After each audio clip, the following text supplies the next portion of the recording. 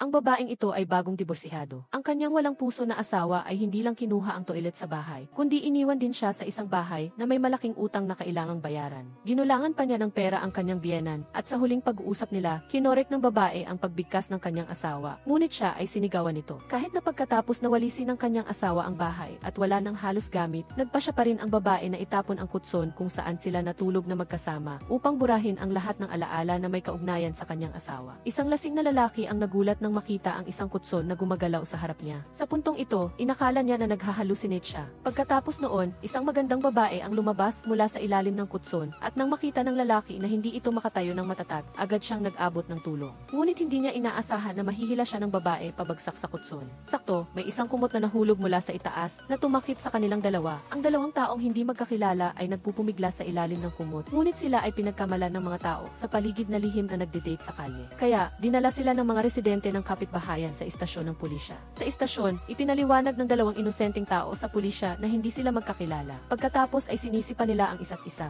Ngunit nang marinig ng babae ang magulong pagbigkas ng lalaki, bigla siyang nalungkot at napaiyak. Sa sandaling iyon, nang makita ng lalaki na umiiyak ang babae, bigla niyang naalala na nakita niya ang babae sa supermarket kahapon. Noong panahong iyon, nakatayo rin siya sa harap ng estante ng inumin na luhaan ang mga mata. Lumalabas na sa oras na iyon, nakasanayan na niyang bilhin ang mga kinakailangang gamit para sa kanilang dalawa sa supermarket. Nang magbayad, saka lang niya napagtanto na hiwalay na pala siya. Bukod pa rito, hindi pinapayagan ng kanyang kasalukuyang kalagayang pinansyal ang labis na paggastos, kaya isa-isa niyang ibinalik ang mga gamit sa kanilang lugar. Pagkatapos, nang maisip niya ang kanyang sitwasyon, hindi niya napigilan ang kanyang luha. At dahil parehong beses niyang nakita ang parehong babae na umiiyak, kaya sa puntong ito, ang lalaki ay medyo nalungkot, kaya siya ang nagkusang humingi ng tawad at makipagkasundo sa babae. Pagkalabas ng istasyon ng pulisya, pareho silang umasa na hindi na sila magkikita muli. Sabay silang tumalikod sa isa't isa upang umalis, ngunit hindi nila inaasahan na kinabukasan ay magkikita muli sila. Sa pagkakataong ito, ang lalaki ang nag-interview at ang babae naman ang aplikante. Ang pangalan ng lalaki ay No Ki-jun, isang insurance actuary sa isang kumpanya ng seguro. Isang araw sa kanyang panaginip, nakita niya ang pinalaking mukha ni Daibok, ang team leader na lumabas sa bintana. Sa sandaling ito, umungal si Daibok na, dahil sa iyo, ang Team 5 ay malapit ng buwagin.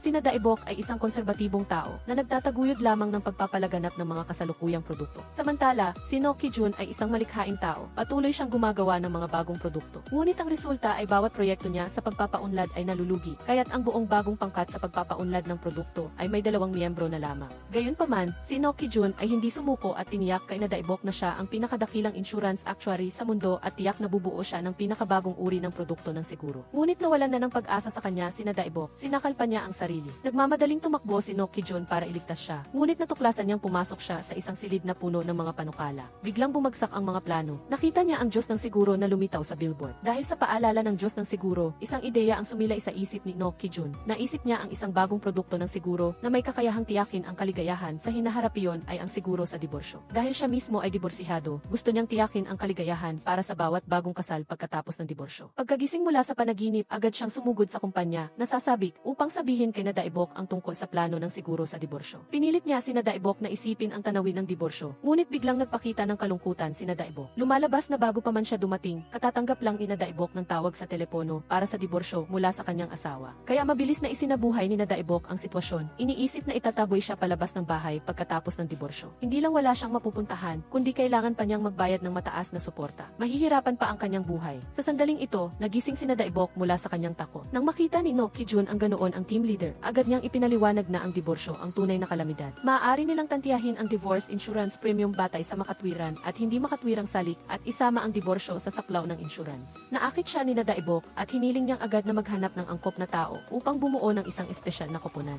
Ang unang taong naisip ni No Ki-jun ay ang kanyang matalik na kaibigan, ang taong pareho niyang minamahal at kinasusuklaman. Ang eksperto sa pagtatasa ng panganib na si Anjeon Man, kanina, habang masigla siyang nagbibigay ng presentasyon sa pulong tungkol sa bagong produkto, ang divorce insurance, ang pinakamalakas na sumasalungat ay si Anjeon Man. Ngunit hindi siya nagpakita ng takot. Pagkatapos ng pulong, binuksan niya ang mode na Stalk Anjeon Man. Kinumbinsi niya si Anjeon Man na siya ay 3 beses ng diborsyado, at si Anjeon Man din ay 1 beses ng diborsyado. Kung pagsasamahin, mayroon na silang 4 na karanasan sa diborsyo. Ngunit ang pinagtutuunan ng pansin ni Anjeon Man ay kung bakit siya 3 beses ng diborsyado. Sinabi naman ni No Ki-jun na, hindi ko pwedeng i-one night stand ang divorce insurance. Insurance. Kailangan ko itong matupad. Kinagabihan, sabay silang kumain. Patuloy na tinatanong ni Anjeonman si Noh Ki-jun tungkol sa dahilan ng kanyang tatlong diborsyo. Bukod pa rito, idineklara niya na kailangan muna niyang imbestigahan si Noh Ki-jun bago magpasya kung sasali sa koponan o hindi. Walang nagawa si Noh Ki-jun kundi ibunyag na ang kanyang tatlong dating asawa ay naghiwalay sa kanya dahil sa magkakaibang pananaw sa kasal, pananaw sa mundo at pananaw sa buhay. Sa sandaling ito, aswal na tinanong ni Anjeonman, hindi ba gusto ng mga babaeng iyon ng isang open marriage? Ngunit sino ang mag-aakala na diretsong kinumpirma ni Noh Ki-jun ang pananaw na iyon? Pagkatapos, turno naman ni Noh Ki-jun na magtanong. Hindi niya maintindihan kung bakit ang isang responsableng lalaki tulad ni Anjeonman ay dumating sa punto ng diborsyo. Sinabi ni Anjeonman na ang kanyang asawa ay isang interior designer. Pagkatapos, isang araw, biglang sinabi ng kanyang asawa na mayroong isang bagay na sumisira sa estilo ng bahay at sa kasamaang palad, iyon ay siya. Kaya napilitan siyang umalis ng bahay na walang dala. Ang dalawang taong bigo sa pag-aasawa, pagkatapos nilang ibuhos ang lahat ng kanilang damdamin sa isa't isa. Sa wakas ay sumang-ayon si Anjeonman na sumali sa espesyal na pangkat para sa siguro sa diborsyo. Ngunit malinaw na hindi pa rin sapat ang dalawang tao, kaya inutusan ni Daibok si Noh Ki-jun na magpatuloy sa pag-recruit at ang kanilang kondisyon sa pag-recruit ay dapat ng mga lalaki at babae na diborsyado. Akala nila ay kakaunti lang ang magrerehistro, ngunit hindi nila inaasahan na napakaraming tao. Patuloy na nag-interview si Noh Ki-jun, nakikinig sa iba't ibang uri ng kwento ng diborsyo, ngunit may kamalayan sa siguro. Sa dami ng nag-apply, ilan lang ang nakatugon sa mga kinakailangan sa pag-recruit. Nang makaramdam siya ng pagod, nakita niya ang susunod na kakapanayami ng babae mula noong gabing iyon. Sa pagkakataong ito, nalaman na rin niya ang pangalan nito, Kang Han-deul. Hindi lang siya diborsihado, mayroon din siyang karanasan bilang isang profesional na tagapagsuri ng siguro. Nakita niyang kakahiwalay lang ni Kang Han-deul at nahulaan niya kung bakit itinapon ng kabilang partido ang kutson noong gabing iyon. Bigla niyang naunawaan ang damdamin ng kabilang partido. Pagkatapos ay inabot niya ang kanyang kamay kay Kang Han-deul, idineklara na kalimutan na ang nakaraan at mula ngayon ay magiging magkasama na sila bilang mga kasosyo. Bukod pa rito, isa pang tao ang natanggapang matalik na kaibigan ni Kang Han-deul. Ang pangalan niya ay Cho Ah-yaung. Si Cho Ah-yaung ay orihinal na isang claim specialist sa isang kumpanya ng siguro. Siya lang ang nag-iisa sa kanila na hindi pa nakakaranas ng diborsyo dahil matindi siyang sumasalungat sa kasal. Naniniwala si Noh Ki-jun na hindi siya kwalipikado, ngunit sinabi niya na maaari siyang makipagdiborsyo sa kanyang sarili. Sa huli, hindi talaga makahanap si Noh Ki-jun ng iba, kaya kinuha pa rin niya siya dahil sa kanyang karanasan sa siguro. Sa puntong ito, nabuo na ang divorce insurance team. Sina Daibok, kasama ang 4 na miyembro, ay may kumpiyansang pumasok sa kumpanya, nanumpa na makakamit sila ng kahanga-hangang tagumpay. Pagpasok niya sa elevator, naaalala niya na may isa pang mahalagang anunsyo. Magpapadala ang headquarters ng isang executive upang makasama sa divorce team. Kaya naman, sabay-sabay silang naghula kung sino ang executive na ito. Sa sandaling iyon, bumukas ang pinto ng elevator at lumitaw sa harap nila ang isang babaeng may maikling buhok at matikas na mukha. Nang marinig ni Noh Ki-jun na tinawag ni Daibok ang pangalan ng babae na Jeonna Rai, mabilis siyang lumingon. Nagwav naman si Jeonna Rai sa kanya at nagpakita pa ng kasiyahan sa pagkagulat ni Noh Ki-jun. Nakita ni Daibok ang eksena at napansin na may kakaiba. Tinanong niya kung magkakilala ang dalawa at nakatanggap siya ng nakakagulat na sagot dahil sila pala ay mag-asawa noon. Pagkatapos, pinangunahan ni Noh Ki-jun ang divorce insurance team upang mag-alok ng kanilang serbisyo at ang lugar na pinili niya ay isang wedding exhibition. Ang mga magkasintahan na malapit ng lumakad sa altar ay masiglang pumipili ng mga gamit para sa kasal sa ibaba ng entablado. Sa sandaling ito, masigla siyang nagbebenta sa entablado, sinasabi na ang lahat ay kailangang maghanda para sa diborsyo at ang kanilang produkto ng siguro sa diborsyo ay makakatulong sa mga tao na tanggapin ang katotohanan at magpatuloy. Dahil ang diborsyo ay mas komplikado kaysa sa kasal at mas masakit kaysa sa anumang sakit. Ang mga bagong kasal, nang makita ang eksenang ito, ay naramdaman na malas, kaya baliw nilang binato sila ng mga bagay at pinalayas ang 4 sa entablado. Ang 4 ay walang nagawa kundi takpan ang kanilang mga ulo at tumakas, nagtatago sa isang sulok at pinupuna ang masamang ideya ni Noh Ki-jun. Ngunit naniniwala si Noh Ki-jun na ang mga bagong kasal na iyon ay interesado sa siguro sa diborsyo. Binaliwala naman ni Anjeonman ang pananaw niya, kaya nag-away silang dalawa na parang mga bata sa elementarya. Sa sandaling ito, isang dalagita mula sa wedding exhibition ang lumapit upang magtanong tungkol sa siguro. Nagulat ang 4 nang matuklasan na ang dalagitang ito ay siya ring pinakamatinding sumalungat sa nakaraang bulwagan. Sinabi ng dalagita na marami daw tao kanina, kaya nahiya siyang magtanong. Matapos marinig ang talumpati ni Noh Ki-jun, naniniwala siya na ang kasal ay magiging malungkot, kaya gusto niyang bumili ng insurance policy bilang paghahanda sa diborsyo sa hinaharap. Ngunit nakakagulat, tinanggihan ni Noh Ki-jun ang sinabi ng dalagita dahil kabaligtaran ang kanyang pananaw. Ang layunin ng diborsyo at kasal ay parehong upang makahanap ng kaligayahan. Ang lalaking 3 beses nang nagdiborsyo, ang kanyang mga dating asawa ay pawang kakaiba. Ang una niyang asawa ay biglang sumali sa kumpanya niya at naging direkta niyang boss. Ang pangalawa niyang asawa ay naging mongha, ngunit itinuturing niya itong kanyang espiritual na guro. Sa tuwing nahihirapan siya, pumupunta siya sa templo upang humingi ng tulong sa kanya. Ngayon, si Jeonna Rai ang namumuno sa unang pulong ng divorce insurance team.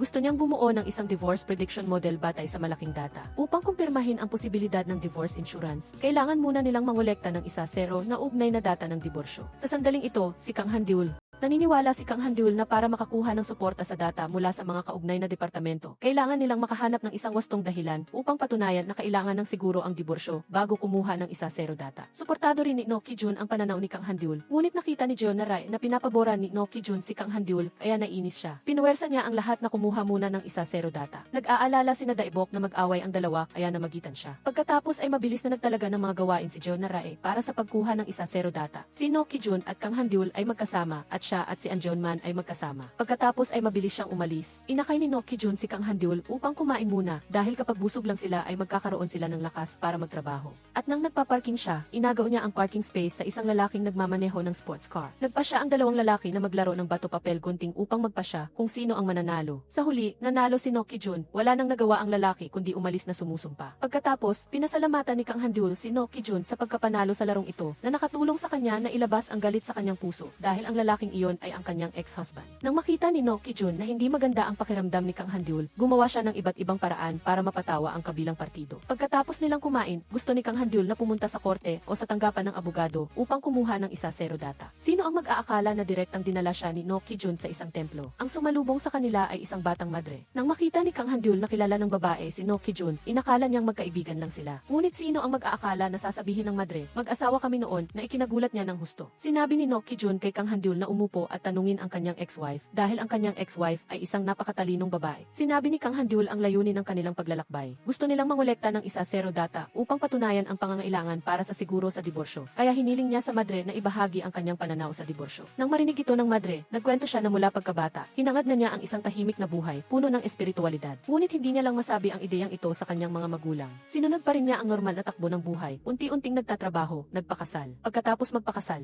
nakita ni No Ki-jun ang iniisip niya, kaya tinulungan niya itong matupad ang kanyang hiling. Naunawaan ng madre na maraming mag-asawa na pumipili ng diborsyo ang nahaharap sa napakaraming hadlang mula sa labas dahil ang mundo ay hindi lamang pinupuna ang mga naghihirap, ngunit kadalasang hinahamak ang mga diborsyado. Naunawaan din ng madre na ang siguro sa diborsyo na ito ay maglalantad sa ilang tao sa matinding pressure mula sa labas. Ngunit kung titingnan natin ito sa positibong paraan, kapag mayroong sapat na tapang ang isang tao sa kabila ng pagpuna ng mundo upang pumili ng diborsyo at mamuhay ng ayon sa kanyang sarili, ang siguro sa diborsyo ay makakatulong sa mga taong ito at magbigay sa kanila ng pag-asa para sa hinaharap. Kang Handul. Matapos marinig ang dating asawa ni No Ki-jun, bigla siyang nagliwanag at lubos na naintindihan. Alam ni No Ki-jun na ang biyaheng ito ay hindi na sayang dahil ang madre ay hindi lamang ang kanyang pangalawang asawa, kundi pati na rin ang kanyang espiritual na guro. Nang handa na silang umalis, sinabi ng madre sa kanilang dalawa na magkakaroon ng meteor shower sa lugar na ito ngayong gabi, isang beses sa 100 taon. Maaari silang manatili upang panoorin ito. Nakita ni No Ki-jun na gusto ni Kang Handul na panoorin ang meteor shower, kaya umorder siya ng pizza at dinala siya sa isang camping van upang panoorin ang meteor shower. Pinag-usapan nilang dalawa ang tungkol sa ideya ng siguro sa diborsyo at tinanong ang isa't isa kung anong uri ng natatanging siguro ang gusto nila. Ang siguro na gusto ni No Ki-jun ay ang siguro sa salita sa kasal. Araw-araw, malaya kang makakapili.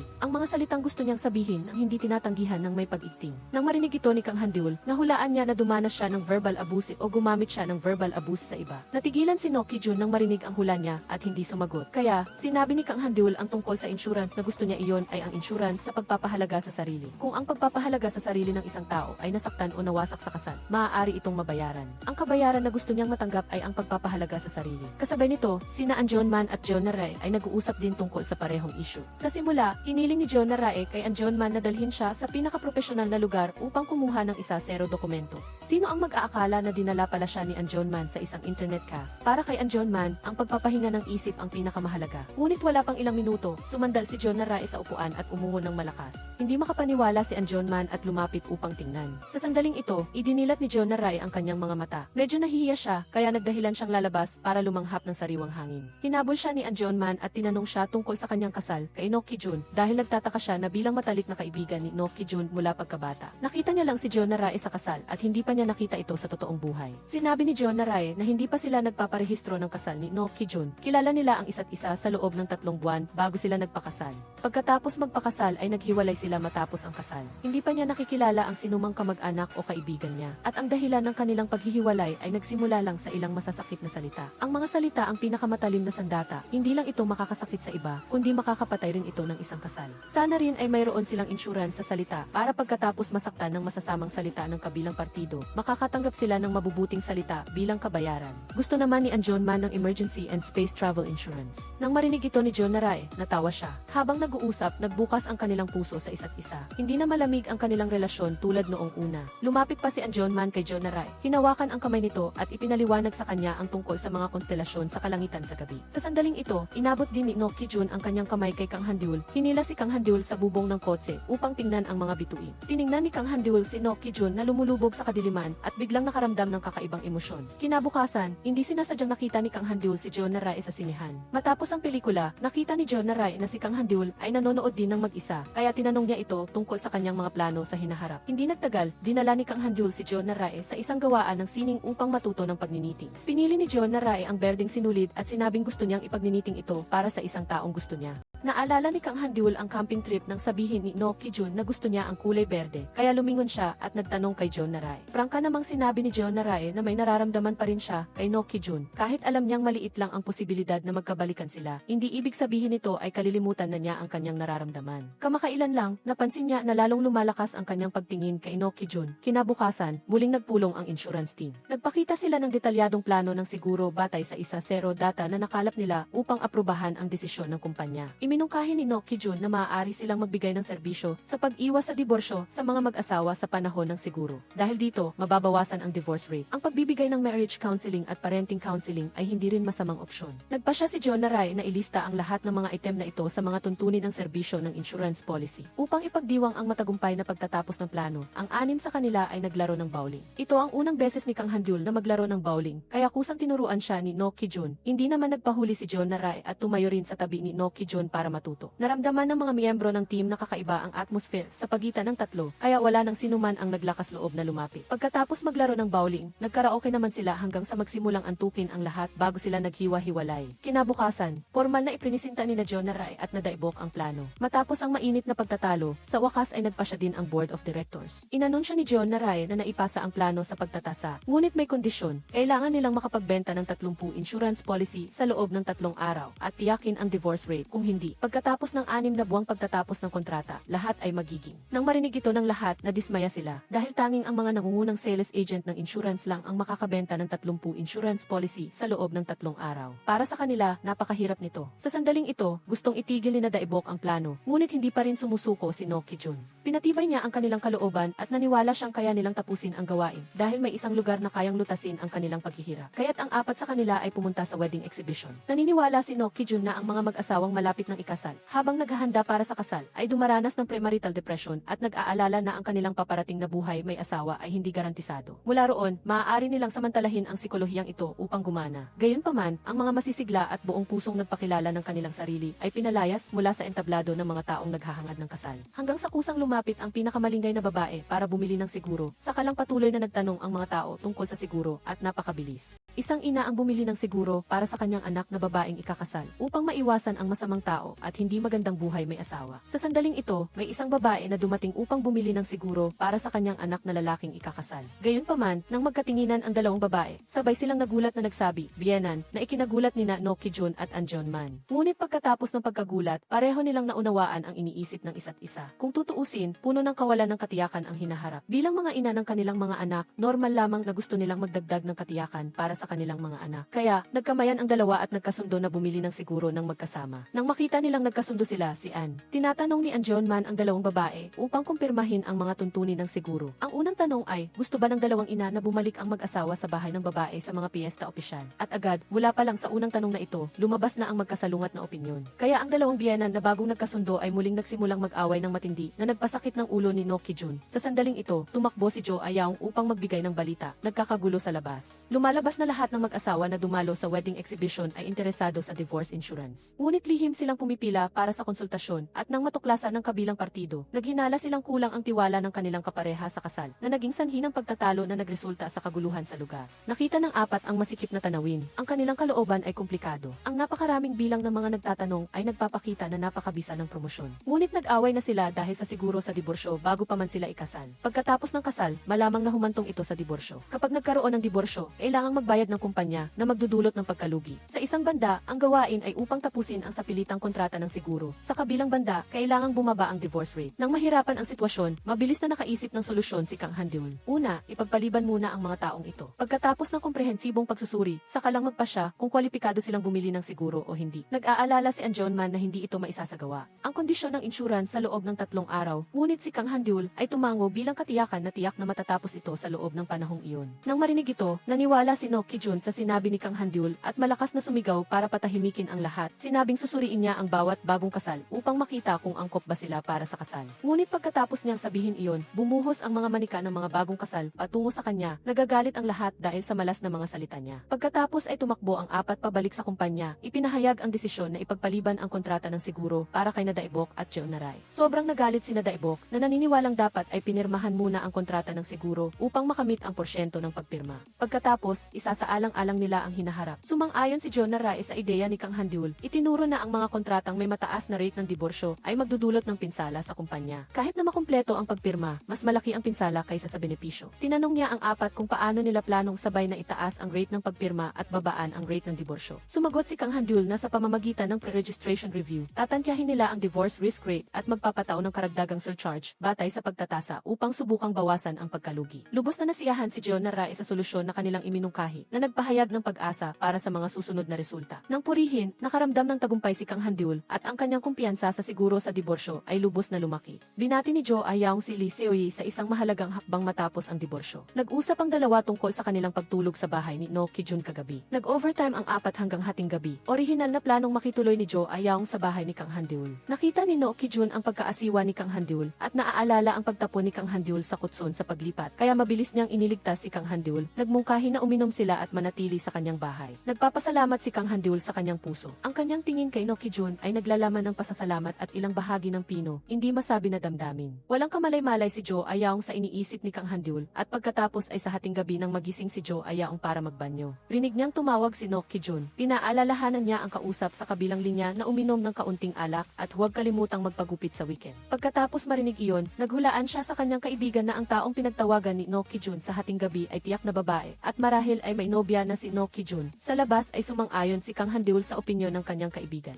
Ngunit medyo nalungkot ang kanyang kalooban. At kinabukasan, ang mga bagong kasal na kinonsulta para sa diborsyo insurance sa wedding exhibition ay dumating para sa divorce risk assessment. Kabilang dito ang dalawang ina na bumili ng insurance para sa kanilang mga anak. Bago sila dumating, nagkasundo na ang dalawang ina sa naunang issue. Pagkatapos magpakasal ang batang mag-asawa, ang anak na babae ay pupunta sa bahay ng asawa at ang anak na lalaki ay pupunta sa bahay ng kanyang ina at parehong naniniwala ang dalawang ina na ang paglinaw ng lahat ng issue bago ang kasal ay makabubuti sa kasal. Matapos suriin ni Anjonman ang mga file ng dalawa, inihayag niya na ang petsa ng pagkabisa ng kontrata ay ang petsa ng pagpaparehistro ng kasal. Ang dahilan kung bakit hindi ito ang petsa ng kasal ay dahil maraming kasalan ang makakansela sa mismong araw. Nagalit ang dalawang ina nang marinig ang pagbanggit ng pagkansela ng kasal sa puntong ito at gustong tumanggi na pumirma sa kontrata. Nagmadaling na magitan si No Ki-jun, ipinaliwanag na gusto lang niyang tiyakin na walang anumang pagkakamali. Pagkatapos ng lahat, naranasan din niya ang kakaibang sitwasyon na nagdiborsyo kaagad pagkatapos ng kasal. Nakiramay ang dalawang ina sa kanyang sitwasyon at hindi lamang matagumpay na nilagdaan ang kontrata.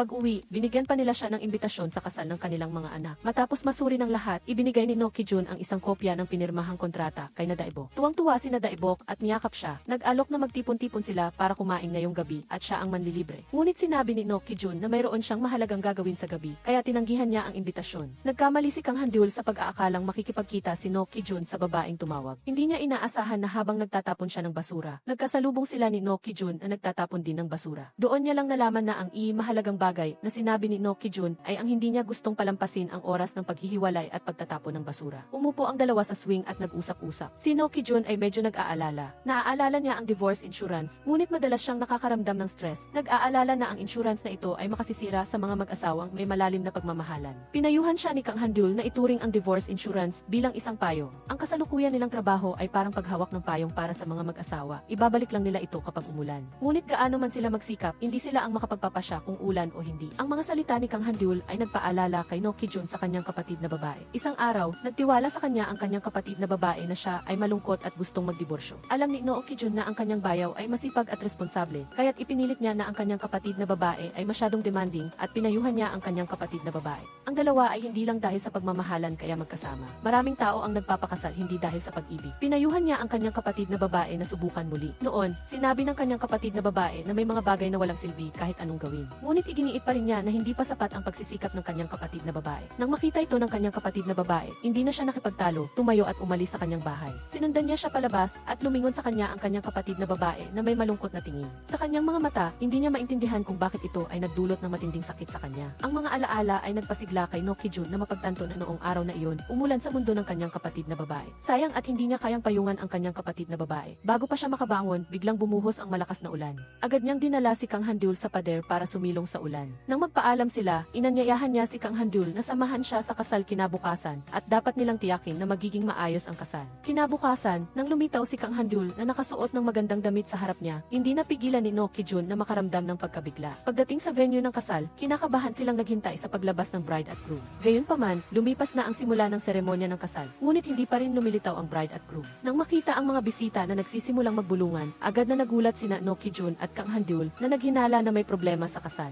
Sa sandaling ito, lumabas ang host sa entablado at inihayag na opisyal na nagsisimula ang kasal. Ngunit habang kumakalma ang kaba sa puso nilang dalawa, umilaw ang malaking screen. Lumitaw ang mukha ng bride at groom sa screen. Sinabi ng bride at groom na mahal nila ang isa't isa at ayaw magdaos ng kasal. Dahil sa pagtatago ng dalawang ina na bumili sila ng divorce insurance, gumawa din sila ng preemptive strike. Hindi sila dumalo sa kasal at nagtungo na sa kanilang honeymoon. Ngunit siniguro nilang magiging masaya sila at hindi na nila kailangan ng bayad pinsala mula sa insurance. Nang marinig ang mga bisita na nagbubulungan tungkol sa divorce insurance, hindi alam ni No Ki-jun kung paano haharapin ang kasalukuyang sitwasyon. Sino ang mag-aakala na sa sandaling ito, tumugtog ang musika at lumabas sa entablado ang dalawang ina na magkahawak kamay. Ay pinuno ang ritual ng kasal ng mag-asawa. Naantig si No Ki-jun sa pagmamahala ng dalawang ina at siya ang nanguna sa palakpakan. Sa kabutihang palad, sa kabila ng maraming pagsubok, matagumpay pa rin ang kasal. Nagpasalamat ang dalawang ina kina No Ki-jun at Kang Han-dul sa pagdalo sa kasal. Ayaw nilang sayangin ang inupahang bridal car, kaya iminungkahi nila kina No Ki-jun at Kang Han-dul na sumakay sa walang driver na bridal car para maglibang. Kung hindi, ikakansela nila ang kontrata. Napilitang sumakay ang dalawa sa sobrang habang bridal car. Para mabawasan ang awkwardness, inalok ni No Ki-jun ang alak. Hindi niya inaasahan na pagtakbo ng kotse ng kaunting distansya. Nakasalubong sila ng daan na ginagawa at dahil sa sobrang haba ng kotse, kaya't hindi ito makakabalik. Sa oras na ito, nakatanggap si Kang Han-dul ang tawag mula kay John Narai na nakapagbigay alam na 5 kontrata ang hindi natanggap at kailangang muling lagdaan. Samantala, maraming sasakyan ang nakaharang sa likod ng bridal car, kaya ayaw nang maghintay ni No Ki-jun, bumaba siya ng sasakyan at iniabot ang kanyang kamay kay Kang Han-dul. Nagpa siya na magrebelde sa isang desisyon ay ang iwan ang kotse at tumakbo. Tiningnan ni Kang Han-dul ang nakangiting mga mata ni No Ki-jun, walang ano-ano, iniabot niya ang kanyang kamay at kasama niya itong humakbang pasulong. Sa ilalim ng tingin ng lahat, hinayaan nilang malaya ang kanilang sarili. Matapos makawala sa pagkakaputol, hindi na sila tumigil sa pagtawa. Ngunit biglang nakatanggap si No Ki-jun ng isang text message. Agad siyang nagpaalam kay Kang Han-dul, sinabing kailangan niyang makipagkita sa isang tao. Pagkatapos, nagpunta si No Ki-jun sa museo para hanapin ang isang lalaki at hiniling na pumirma ang lalaki sa isang kontrata ng siguro at ang lalaking ito ay ang kanyang bayaw. Ang layunin ay umaasa siyang makabangon ang kanyang bayaw mula sa sakit ng pagkawala ng kanyang asawa at muling magmahal ng iba. Kaya pala ang taong tinawagan ni No Ki-jun sa hating gabi para payuhan na bawasan ang pag-inom ng alak at magpagupit sa tamang oras ay ang kanyang bayaw. Mula nang pumanaw ang kanyang kapatid na babae, inalagaan niya ng husto ang kanyang bayaw. Sinisikap na punan ang panghihinayang sa hindi niya pag-aalaga ng maayos sa kanyang kapatid na babae. Palagi niyang nararamdaman na kung mas naging mabait lang siya sa kanyang kapatid noon,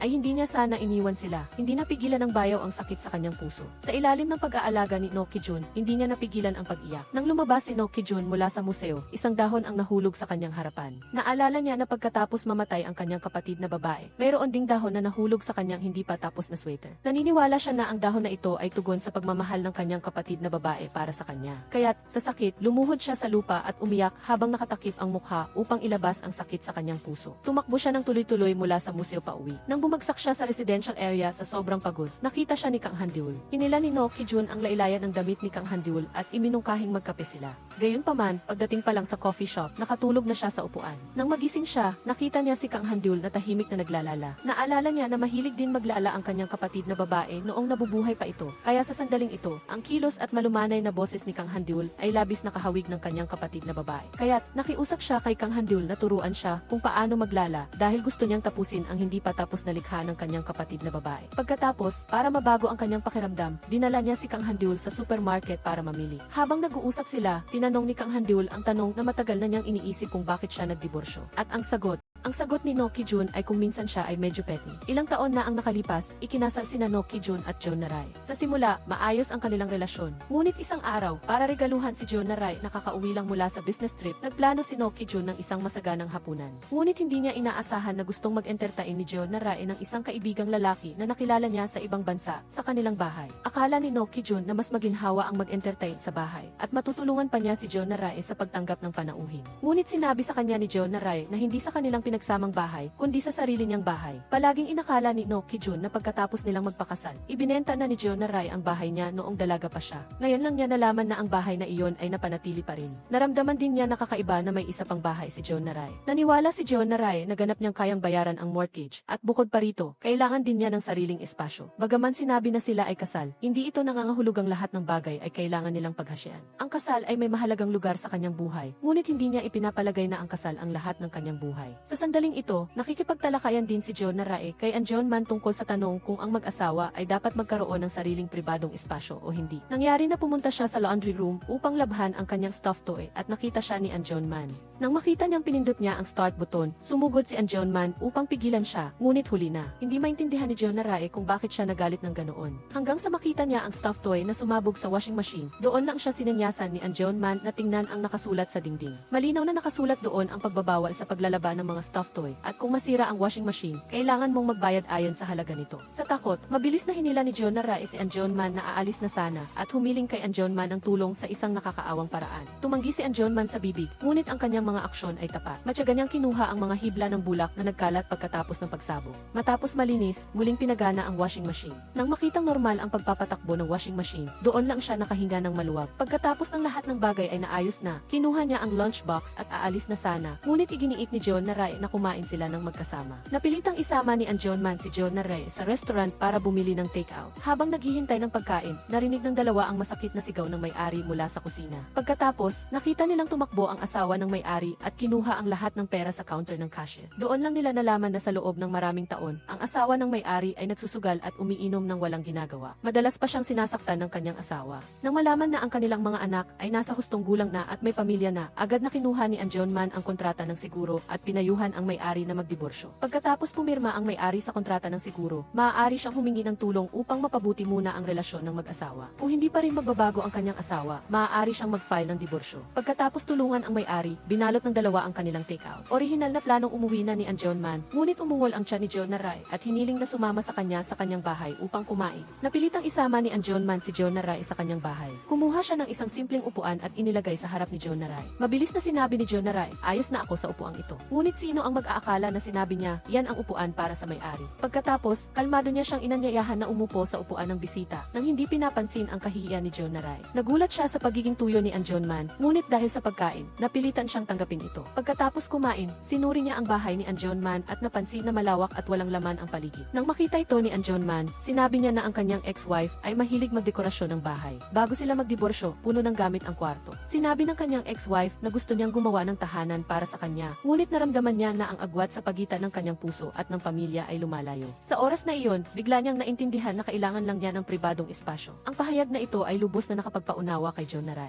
Dahil sa pagprotekta sa kanyang privacy, siya ay kinamuhian at nawalan pa ng kasal. Hindi niya inaasahan na mayroong ibang tao sa mundo na pareho ang nararamdaman sa kanya. Nang umalis, sinabi ni John Naray kay John Man na sa susunod na pagpunta niya, siya mismo ang magdadala ng upuan. Hindi agad naintindihan ni John Man ang ibig sabihin ni John Naray. Nang makauwi siya at nakita ang stuffed toy ni John Naray na nakatingin sa kanya, doon lang niya naintindihan na nag-iwan si John Naray ng dahilan para bumalik sa susunod. Sa oras na ito, itinulak ni Ki John ang shopping cart sa checkout counter at doon niya lang napansin na wala si Kang Handul. Tinawagan niya si Kang Handul. Sinabi ni Kang Handul na lalabas na siya. Hindi niya inaasahan na biglang dumating ang ex-husband ni Kang Handul kasama ang isang babae. Si Kang Handul ayaw nang makita ang pangit na mukha ng kanyang ex-husband, kaya't mabilis siyang lumingon. Ngunit sa paglingon niya, aksidente niyang nahulog ang mga gamit sa estante. Nilait siya ng kanyang ex-husband na bobo, at habang sinasabi iyon, itinulak niya ang shopping cart sa kanya. Hindi na makatiis si Kang Handul kaya tumayo siya at sumigaw. Ngunit dahil sa pagtutol niya, mas lalo siyang sinaktan ng kanyang ex-husband. Sa sandaling ito, dumating si Ki John at mabilis na ipinagtanggol si Kang Handul sa likod. Ginamit ang shopping cart upang labanan ang atake ng kanyang ex-husband. Nang makita ng ex-husband na may sumusuporta sa kanyang ex-wife, nagmura na lang siya at umalis ng galit. Habang tinitingnan ni Kang Handul si Ki John na tumutulong sa kanya sa paglilinis, nakaramdam siya ng pait at init sa kanyang puso. Sa pagpasok nila sa trabaho, nagpatuloy ang pagpupulong. Iniulat ni Daibok na 3 kontrata na ang napirmahan muli. Mayroon pang 2 natitirang kontrata. Nagtanong si John Naray, sa loob ng 6 na buwan na termino ng kontrata, kailangan ang zero divorce rate. Paano nila ito matitiyak? Sinabi ni Ki John na pipiliin nila ang mga kliyenteng may mataas na panganib ng diborsyo para sa masusing pagsubaybay. Para matukoy kung sino ang mga kliyenteng may mataas na panganib ng diborsyo, maaaring gamitin ang mga pamamaraan tulad ng astrolohiya at physiognomy. Nakaisip din si Kang Handul ng iba't ibang preventive measures laban sa diborsyo tulad ng couples golf, couples travel, at marriage counseling, at marami pang iba. Pinahahalagahan ni John Naray ang mga opsyon na ito. Ibinunyag na ipagpapatuloy ang pagtutulungan ng bawat isa. Kinuha ni Ki John at Kang Handul ang mga larawan ng mga kliyenteng kumuha ng insurance at nagpunta sa isang physiognomist. Hiniling nila sa master na ayusin ang mga ito ayon sa antas ng panganib sa diborsyo, mula sa pinakamataas hanggang sa pinakamababa. Matapos ang trabaho, pinasuri na rin nila ang kanilang mga mukha sa master. At kaya, ang mukha ng dalawa ay napuno ng iba't ibang kulay. Pagbalik sa kotse, nagkatawanan sila sa nakakatawang hitsura ng isa't isa. Matapos maglaro, sinimula ng dalawa na punasan ang mga nasa kanilang mukha. Nang makitang hindi malinis ni Kang Handul ang kanyang mukha, kusa siyang tinulungan ni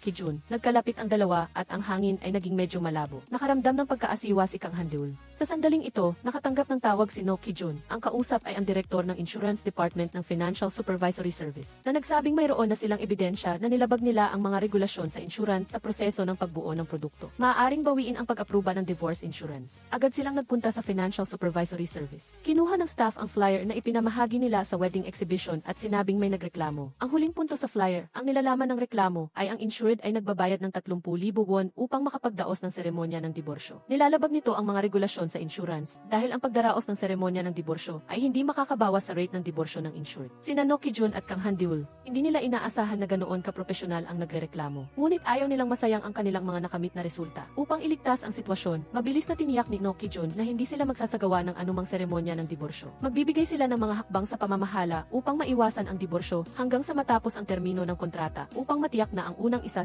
kliyente ng siguro ay hindi maghihiwalay. Binalaan sila ng staff na kung sa huli ay magsasagawa pa rin sila ng seremonya ng diborsyo. Sila ang mananagot sa lahat ng pananagutan. Sa gayon, hindi mailulunsad ng opisyal ang divorce insurance. Napilitang sumang-ayon sina Ki John at Kang Handul. Pagbalik sa kumpanya, agad nilang ipinahayag ang tungkol sa pagtiyak sa unang 1-0 kliyente ng siguro na huwag maghiwalay para sa lahat. Labis na nagalit ang team leader dahil sa maraming hindi makontrol na salik sa diborsyo. Hindi nila kayang subaybayan ang sitwasyon ng bawat mag-asawang naka-insured. Bukod pa rito, kamakailan ay pinili ng 2 eksperto ang taong may pinakamataas na intensyon ng diborsyo mula sa unang 1-0 kliyente ng insurance. Pinili ng 2 eksperto ang parehong tao. Ipinapakita nito na hindi maganda ang sitwasyon ng kasal ng taong ito at maaaring magkaroon ng seremonya ng diborsyo sa lalong madaling panahon. Upang pigilan ang paghihiwalay ng mag-asawa, nagpasya sina Ki John at Kang Handul na hanapin ang taong ito na nagngangalang Ko Kyaung Hee at tulungan silang ayusin ang hindi pagkakaunawaan sa pagitan ng mag-asawa. Kasabay nito, nagulat si John Naray sa senior management ng kumpanya na nagkamali sila sa flyer, ngunit may naramdaman si John Naray na kakaiba tungkol sa nagreklamo. Naisip ni John Naray na ang sinumang pamilyar sa mga tuntunin ng insurance at nakakahanap ng mga problema ng napakatumpak ay tiyak na isang profesional na katulad nila. Naghinala si John Naray na mayroong espiya sa kumpanya. Ipinilit ni Kim Kwang-sik na walang espiya ang kumpanya, ngunit pagkalabas ng opisina, agad siyang tumawag, pinapaalalahanan ang kausap na kumilos ng palihim. Hiniling ni John Naray sa pinuno ng seguridad na suriin ang computer system sa loob ng nakaraang 6 na buwan. Sinabi ng pinuno na walang senyales ng pagpasok ng hacker. Ngunit may mga empleyado na gumamit ng computer pagkatapos ng oras ng trabaho na sina No Ki-jun at Kang Han-deul. Naniwala si John Rai na posibleng gawa ito ng isang tagalabas. Sinabi ng tagapamahala na ang mga tagalabas ay ipinagbabawal na pumasok sa kumpanya pagkatapos ng oras ng trabaho. Bukod pa rito, nakalock ang lahat ng computer ng kumpanya, maliban kung may magnanakaw ng key number ng empleyado para manipulahin ito. Inutusan ni John Rai ang tagapamahala na ipagpatuloy ang pagsuri sa sistema. Pagkatapos umalis ng tagapamahala, lihim na nag-iisip si John Rai kung sino ang nasa likod ng lahat. Sa sandaling ito, dumating sina No Ki-jun at Kang Han-deul upang kumbinsihin si Kook Young-hee na huwag magdiborsyo. Si Kook Young-hee ay isang tarot card reader at akala niya ay kliyente sila, kaya't masigla niya silang sinalubong. Nang malaman niyang narito sila upang kumbinsihin siyang huwag magdiborsyo, agad silang pinalabas ni Kook Young-hee. Lungkot na umupo ang dalawa sa harap ng pinto, balak maghintay kay Kook Young-hee na lumabas upang ipagpatuloy ang usapan. Nang makitang walang balak lumabas si Kook Young-hee, nakaisip si Kang Han-deul ng isang paraan. Kumatok ng malakas si Kang Han-deul sa pinto. Naghintay si Kang Han-deul kay Kook Young-hee na buksan ang pinto at agad na sinabi na gusto niyang magpabasa ng kapalaran. Pumili si Kang Han-deul ng 3 baraha, sinubukan kung matatapos niya ang misyon ng maayos. Nagkataon na ang mga baraha na napili ay nagsasabing mananalo siya. Sa huli, kinorner ni Kang Han-deul si Kook Young-hee, sinabing ang misyon na gusto niyang tapusin ay ang pigilan si Kook Young-hee sa pagdidiborsyo. Kung gustong maging tumpak ang pagbasa ng kapalaran, hindi maaaring magdiborsyo si Kook Young-hee. Kung igigiit ni Kook Young-hee ang diborsyo, patunay lang na hindi tumpak ang pagbasa ng kapalaran. Ngayong nasa puntong ito na ang mga bagay, sinabi ni Kook Young-hee ang problema niya at ng kanyang asawa. Nagkakilala ang dalawa sa isang biyahe. Nang pagod na pagod si Kook Young-hee, tinulungan siya ni Shin Hee-chul. Pagkatapos, naglakbay silang dalawa ng magkasama at unti-unting umusbong ang pagmamahalan. Pagdating sa Korea, agad silang nagparehistro ng kasal. Pagkatapos ng kasal, nagpatuloy si Shin Hee-chul bilang isang documentary photographer. Naglalakbay sa buong mundo upang kumuha ng litrato ng mga hayop. Ang bawat business trip ay mahaba at ang oras na mag-isa si Kook Young-hee ay mas marami kaysa sa oras na magkasama silang dalawa. Minsan, hindi pa niya alam kung buhay pa ba si Shin Hee-chul. Nais ni Kook Young-hee ng masayang buhay mag-asawa, magbuntis, magkaanak at magkasamang palakihin ang kanilang mga anak. Ngunit si Shin Hee-chul ay nakatuon lamang sa kasalukuyan at ayaw magpalaki ng mga anak. Kaya't nagkaroon ng ideya si Kook Young-hee na magdiborsyo. Napagtanto ni Kang Han-deul na mayroon pa ring nararamdaman si Kook Young-hee para sa kanyang asawa. Nahulaan niya na marahil ay gusto ni Shin Hee-chul na bigyan si Kook Young-hee ng mas mahusay na kondisyon ng pamumuhay, kaya't masigasig siyang nagtrabaho. Agad na hinikayat ni Kang Han-deul si Kook Young-hee na magkasamang humanap ng paraan upang mapabuti ang kanilang relasyon bilang mag-asawa. Sinabi ni Kook Young-hee na nasa Korea si Shin Hee-chul at kinukuhanan ng litrato ang mga tigre. Hindi alam ni Kook Young-hee ang eksaktong address, ngunit nag-post si Shin Hee-chul ng larawan ng kanyang kasalukuyang tirahan.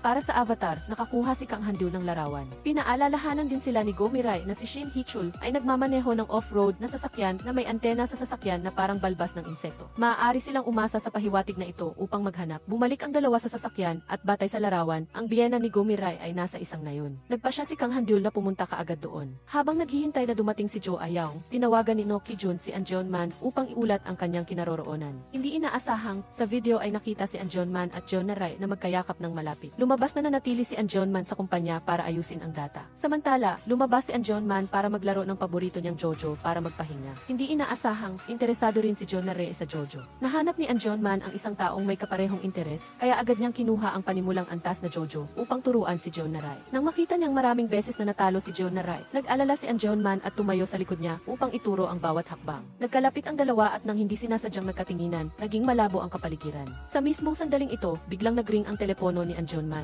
Nagulat si An Jeon-man at itinulak si Jeon Rai, pagkatapos ay kinuha ang telepono. Nakita niyang tawag ito mula kay No Ki-jun. Nagmamadaling pinutol ni An Jeon-man ang tawag, ngunit hindi sinasadyang napindot ang video call. Narinig niyang sumigaw si Jeon Rai sa sakit matapos mahulog sa lupa. Nagmamadaling tumakbo si An Jeon-man upang tulungan siya, ngunit hindi niya alam na nagkamali na si No Ki-jun. Naglalambingan ang dalawa. Nag-aalala si Kang Han-deul na malulungkot si No Ki-jun kaya pinakalma niya ito. Inakala niya na may espesyal na sitwasyon ang dalawa, hindi tulad ng kanilang nakita. Naalala ni No Ki-jun ang insidente sa Kutson noong una silang nagkita ni Kang Han-deul, kaya hindi niya basta-basta hinuhusgahan sina An Jeon-man at Jeon Rai. Matapos dumating si Jo Ayaw sa pulong, agad na pumunta ang tatlo sa nayon kung saan nakatira ang asawa ni Go Mi-rae. Pagdating nila, wala silang mahanap na pahiwatig at hindi nila alam kung saan hahanapin. Sa sandaling iyon, nakita ni Jo Ayaw ang isang magsasaka na nagtatrabaho sa bukid at naramdaman niyang pamilyar ito. Sa sumunod na sandali, lumingon ang magsasaka at nagulat si Jo Ayaw.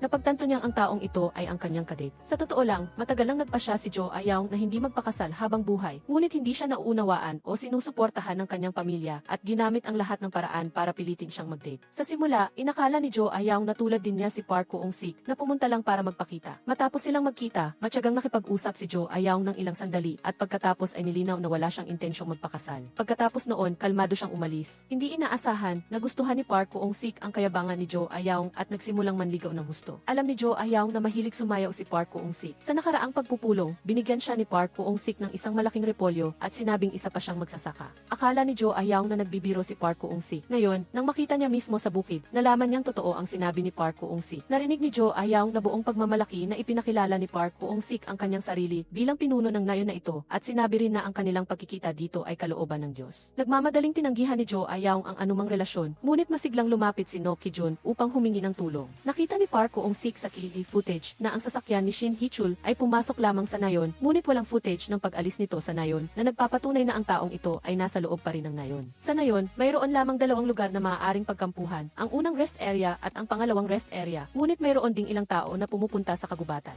Nagpasya si No Ki-jun na maghiwalay ang apat sa dalawang grupo para maghanap. Iminungkahi ni Park Kuong-sik na magkasamang pumunta sina An Jeonman at Jo Ayaw sa rest area. Bago umalis, pinaalalahanan ni Park Kuong-sik sina No Ki-jun at Kang Han-dyul na mataas ang lugar, pabago-bago ang panahon, at madaling dumilim, kaya kailangan nilang bumaba bago magdilim. Sumang-ayon ang dalawa at agad na umalis. Habang umaakyat sa bundok, bako-bako at mahirap ang daan. Inilahad ni No Ki-jun ang kanyang kamay kay Kang Han-dyul. Kinilig si Kang Han-dyul at nahiya. Hindi siya pinayagan ni No Ki-jun na tumanggi at hinawakan ang kanyang kamay. Nagtulungan ang dalawa na lumalim sa kagubatan. Hindi inaasahang, hindi pa nila nahahanap ang off-road na sasakyan. Nawawala sina Shin Hee-chul dahil sa dalawa at mas malala pa, biglang umulan ng malakas. Wala silang mapagtataguan. Hinubad ni No Ki-jun ang kanyang jacket at itinabon sa ulo ni Kang Han-dyul. Sinasalag ang hangin at ulan para sa kanya. Nakatitig si Kang Han-dyul sa mukha ni No Ki-jun na halos magkadikit. Sa maliit na espasyong nilikha ni No Ki-jun para sa kanya, muling bumilis ang tibok ng kanyang puso. Nang tumila ang ulan, dumilim na. Naubusan ng baterya ang mga telepono nilang dalawa at namatay, kaya kinailangan nilang maglakad ng walang direksyon sa kagubatan. Sa sandaling ito, nakarinig sila ng kakaibang tunog. Lumingon sila at nakita ang isang malaking tigre na umaatungal patungo sa kanila. Takot na takot sila, handa na silang tumakbo ng mabilis. Pamilyar ang boses sa tabi niya. Sinabi niya sa kanila na huwag gumalaw ng padalos-dalos at huwag tumingin ng direkta sa mata ng tigre. Pagkatapos, sumugod ang lalaki, hawak ang laser gun sa isang kamay at itinatapat sa lupa. Inililihis ang tingin ng tigre at hawak ang telepono sa kabilang kamay para mag-video. Nang makita niyang papalapit ang tigre sa kanila, inagaw ni No Ki-jun ang laser gun at itinapon ito. Habang papalapit ang tigre sa laser gun, hinila niya si Kang Han-dyul at ang lalaki at tumakas. Nang makarating sila sa ligtas na lugar, inalis ni No Ki-jun at Kang Han-dyul ang mga damo sa kanilang mga katawan. Nakita nilang nakatitig ang lalaki sa kanyang telepono at sumigaw sa tuwa. Sinabi niya na nakunan niya ng litrato ang tigre. Maingat na pinagmasdan ng dalawa ang kanyang hitsura. Sinubukan nilang alamin kung siya ba ang asawa ni Go Mirai, si Shin Hee-chul. Nang makumpirma ito, labis silang natuwa. Agad nilang sinabi na buong araw na nilang hinahanap si Shin Hee-chul.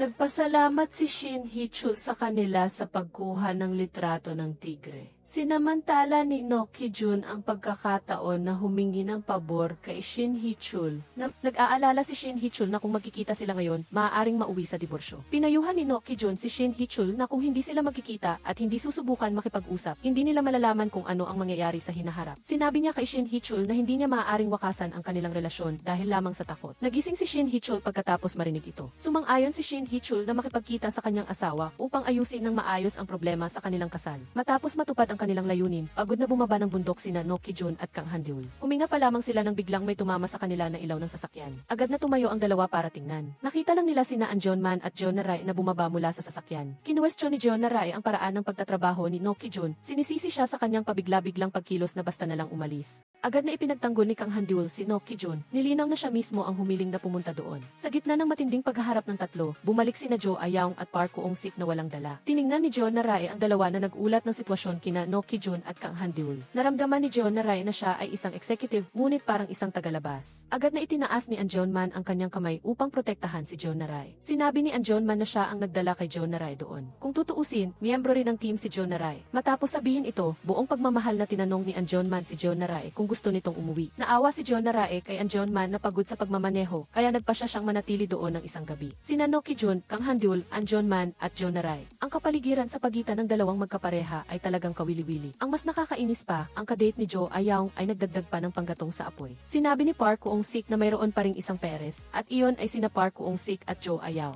Sina No Ki-jun at Anjonman ay natulog sa camping car. Malinaw sa kanilang mga puso na mayroon na ngayong Jonnaray sa pagitan nila. Matagal na nag-isip si Anjonman at nagsimulang magsalita. Gusto ni Anjonman na malaman kung pinakawalan na ba ni No Ki-jun si Jonnaray. Prangkang inamin ni No Ki-jun na sa simula ay umibig siya ng buong puso at tapat. Ngunit nang maghiwalay sila, nagwakas na ang lahat. Ano man ang iniisip ni Jonnaray, sa kanyang puso, si Jonnaray ay nakaraan na. Kasabay nito, si Jonnaray at Kang Han-dyul ay lihim na nagpapaligsahan. Sinisiyasat ni Jonnaray ang saloobin ni Kang Han-dyul kay No Ki-jun. Hindi nagpakita ng kahinaan si Kang Han-dyul, bagkus sinabi niya na mas gusto niyang manatili kay No Ki-jun kaysa kay Jonnaray. Itinuring ni Kang Han-dyul na sumuko na si Jonnaray at gusto niyang angkinin si No Ki-jun. Kinabukasan, puno ng pag-asa sina No Ki-jun at ang lahat. At sa wakas ay nakita nilang nagmamadaling dumating si Go-mirai para makipagkita kay Shin Hee-chul. Nagbigay sila ng espasyo para sa mag-asawa at nagmasid mula sa malayo. Hindi inaasahang pagkalipas ng ilang sandali ay nakita nilang tumayo si Go-mirai at aalis na. Lumabas na pagkaupo pa lang ni Go-mirai, sabik nang inilabas ni Shin Hee-chul ang litrato ng tigre para ipakita kay Go-mirai. Hindi na makatiis si Go-mirai sa katotohanang matagal ng malayo si Shin Hee-chul sa bahay.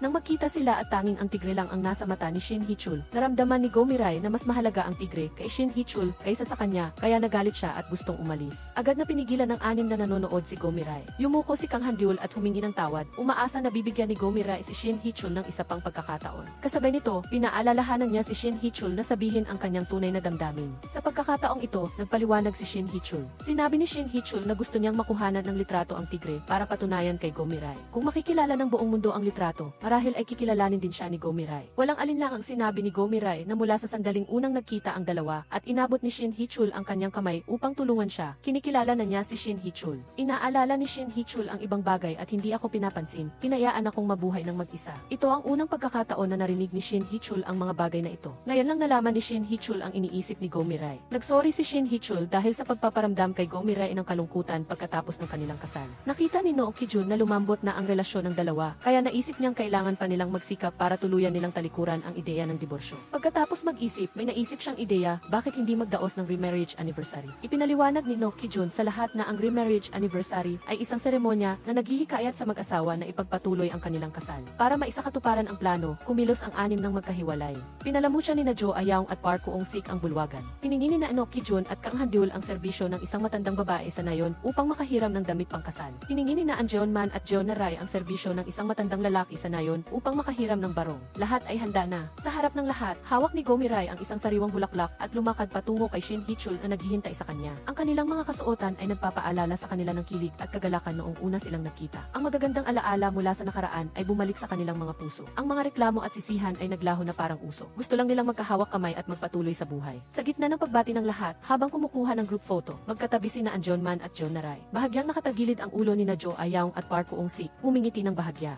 Nagtinginan ng mataman sina No Ki-jun at Kang Han-dyul. Nasiyahan ang lahat sa pagsasaya sa tugtog. Maging ang malamig na si Jonnaray ay hinila ng matandang babae sa gitna ng tao. Nakita ni Anjonman na medyo nalilito si Jonnaray, kaya nagmamadali siyang ibinato ang jacket kay No Ki-jun at tumakbo upang iligtas si Jonnaray. Tiningnan ni Jonnaray si Anjonman na nagpapatawa sa harap niya at unti-unting nawala ang kanyang pagkailang. Lubusan niyang inilaan ang sarili sa kasiyahan. Matapos ang isang kanta, dahil hindi nakatulog ng maayos si Jonnaray kagabi, hiniling niya kay Anjonman na ihatid siya sa pinakamalapit na hotel. Gusto ni Jonnaray na makatulog ng mahimbing. Agad na nagmaneho si Anjonman upang ihatid si Jonnaray. Pumunta ang dalawa sa kalapit na hotel at bawat isa ay maihawak na keycard at binuksan ang pinto ng kanilang silid. Nagkatinginan sila at kahit tahimik, hindi mapakali ang bawat isa. May ilang damdamin na malapit nang lumabas, mapanganib at kaakit-akit. Samantala, naglalakad sina No Ki-jun at Kang Han-dyul sa nayon. Nadismaya si Kang Han-dyul kagabi nang kinuwestiyon ni Jonnaray si No Ki-jun at nagbigay si No Ki-jun ng malabong sagot. Lumabas na kagabi nang magkaharap ang apat. Tinanong ni Jonnaray bilang unang asawa ni No Ki-jun kung ano ang kasalukuyang relasyon nilang dalawa. Sinabi agad ni No Ki-jun na magkaibigan lang sila ni Kang Han-dyul simula elementarya. Puno ng pag-asa si Kang Han-dyul. Hindi niya inaasahan na iiwasan ni No Ki-jun ang pangunahing issue. Ngayon, nang muling pag-usapan ito, medyo awkward ang kapaligiran sa pagitan nilang dalawa.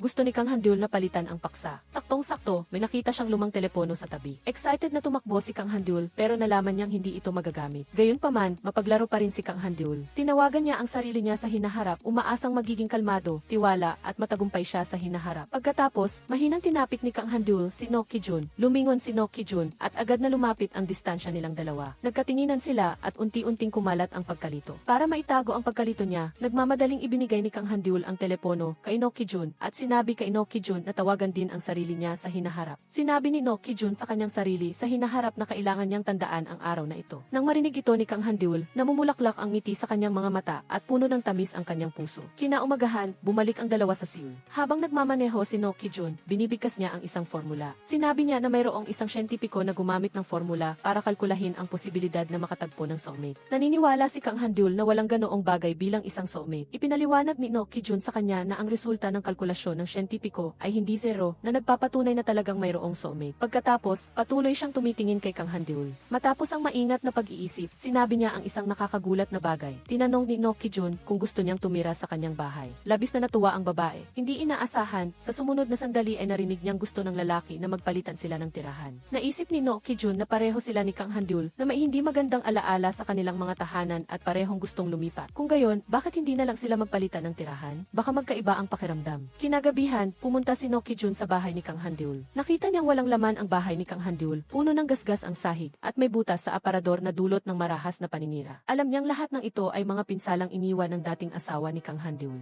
Nang makita niyang walang kaldero, kawali o anumang kagamitan sa pagluluto sa kusina, hindi niya maiwasang mapabuntong hininga kung gaano kahirap ang buhay ni Kang Handul. Kasabay nito, binuksan ni Kang Handul ang refrigerator ni No Ki-jun. Puno ito ng sariwang sangkap at maayos na nakaayos ang mga gamit sa kusina. Sa kasamaang palad, hindi siya marunong magluto, kaya tinapay lang ang kanyang kinakain. Kinagabihan, nakahiga si Kang Handul sa isang malaking, komportableng kama nang bigla niyang maalala na wala siyang unan sa kanyang bahay. Nagmadali siyang pumunta upang bigyan ng unan si No Ki-jun. Nagkataon namang nakasalubong niya si No Ki-jun sa elevator. Sinabi ni No Ki-jun na bababa siya sa kotse para kunin ang charger. Kung mayroon siyang anumang kailangan sa bahay, maaari na rin niyang dalhin. Matapos makuha ni No Ki-jun ang charger, nag-alala siya. Ngayon, kung aakyat siya, magiging awkward si Kang Handul, kaya bumalik siya sa kanyang bahay para kunin muna ang kanyang relo. Hindi inaasahang, nang paalis na siya, bumalik na si Kang Handul sa kanyang bahay. Nasira ang sensor light sa pinto. Akala ni Kang Handul ay may magnanakaw sa bahay. Sumisigaw siya at pumalo ng walang direksyon. Sa gitna ng kaguluhan, niyakap ni No Ki-jun si Kang Handul at malakas na nilinaw ang kanyang pagkakakilanlan.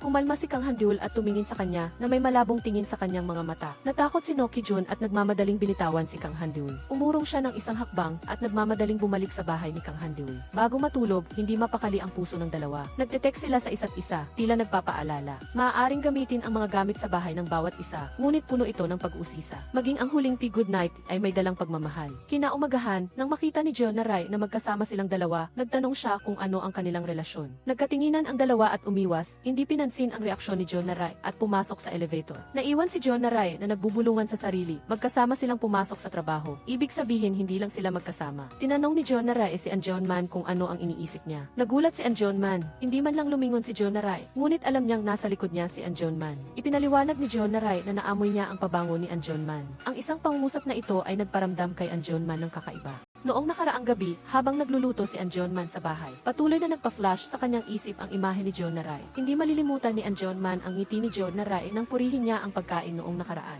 Nagkasama ang dalawa sa elevator. Sumandal si Anjon Man at niyakap si John na Rai. Lumilikha ng isang maliit na pribadong espasyo para kay John na Rai. Nagkatinginan ang dalawa at ang kapaligiran ay naging malabo, katulad ng sa elevator. Ang mga mata ni No Ki-jun at Kang Handul ay nagtagpo ng maraming beses na tumitingin sa isa't isa. Gusto nilang lumapit, ngunit hindi sila naglakas loob na gawin ito. Naghintay si No Ki-jun na dumating ang elevator sa palapag ng kumpanya. Hinarangan niya si Kang Handul, gustong kumpirmahin ang kanilang relasyon. Hindi pa makaisip si Kang Handul ng anumang salita. Angkop upang tukuyin. Nagpa siya si No Ki-jun na pansamantalang panatilihin ang malabong estado hanggang sa makahanap siya ng sagot sa kanyang puso. Nagsisimula pa lamang ang lahat sa kanilang trabaho para sa araw na iyon nang tumakbo sina Daibok. Sumisigaw na nagpa siya ang kliyente na si Yoo Seon-hee na magdiborsyo. Kasalukuyan nang nagsumite ang mag-asawa ng aplikasyon para sa diborsyo. Nalaman ni Kang Handul na si Yoo Seon-hee ay hindi kabilang sa grupo ng mga taong may mataas na intensyong magdiborsyo na kanilang sinala. Bukod pa rito, bumili pa lamang siya ng insurance. Ayon sa patakaran ng insurance, ang diborsyo ay kailangan pagkalipas ng 70 araw bago mag-file ng claim sa insurance. Galit na sumagot sina Daibok, sabi ko na nga ba, sa loob ng 6 na buwan, ang rate ng diborsyo ay 0. Kahit na pagkatapos ng 70 araw pagawin ang pagproseso ng claim sa insurance. Magiging totoo rin ang diborsyo. Ang pinakamadaling gawain ay pigilan si Yoo Seon-hee na magdiborsyo. Agad na tumakbo ang 4 papunta sa korte, ngunit huli na sila. Natapos na ni Yoo Seon-hee at ng kanyang asawa ang pagsumite ng kanilang aplikasyon sa diborsyo. Bumalik ang apat sa kumpanya upang iulat ang sitwasyon. Nagalit sina Daibok, ikinatuwiran naman ni John na Rae na may isang buwang panahon ng pag-iisip sa diborsyo. Basta sa loob ng panahong ito ng pag-iisip, mapipilitan nila si Yoo Seon-hee na talikuran ang ideya ng diborsyo. Nagdaos ang lahat ng emergency meeting upang talakayin ang mga solusyon. Pagkatapos, may isang estranghero na sumugod papasok. Nagmamadaling ipinaliwanag ni Daibok na ang taong ito ay si Jang Hee, isang ahente ng insurance na nilapitan niya para humingi ng tulong. Ibinahagi ni Jang Hee na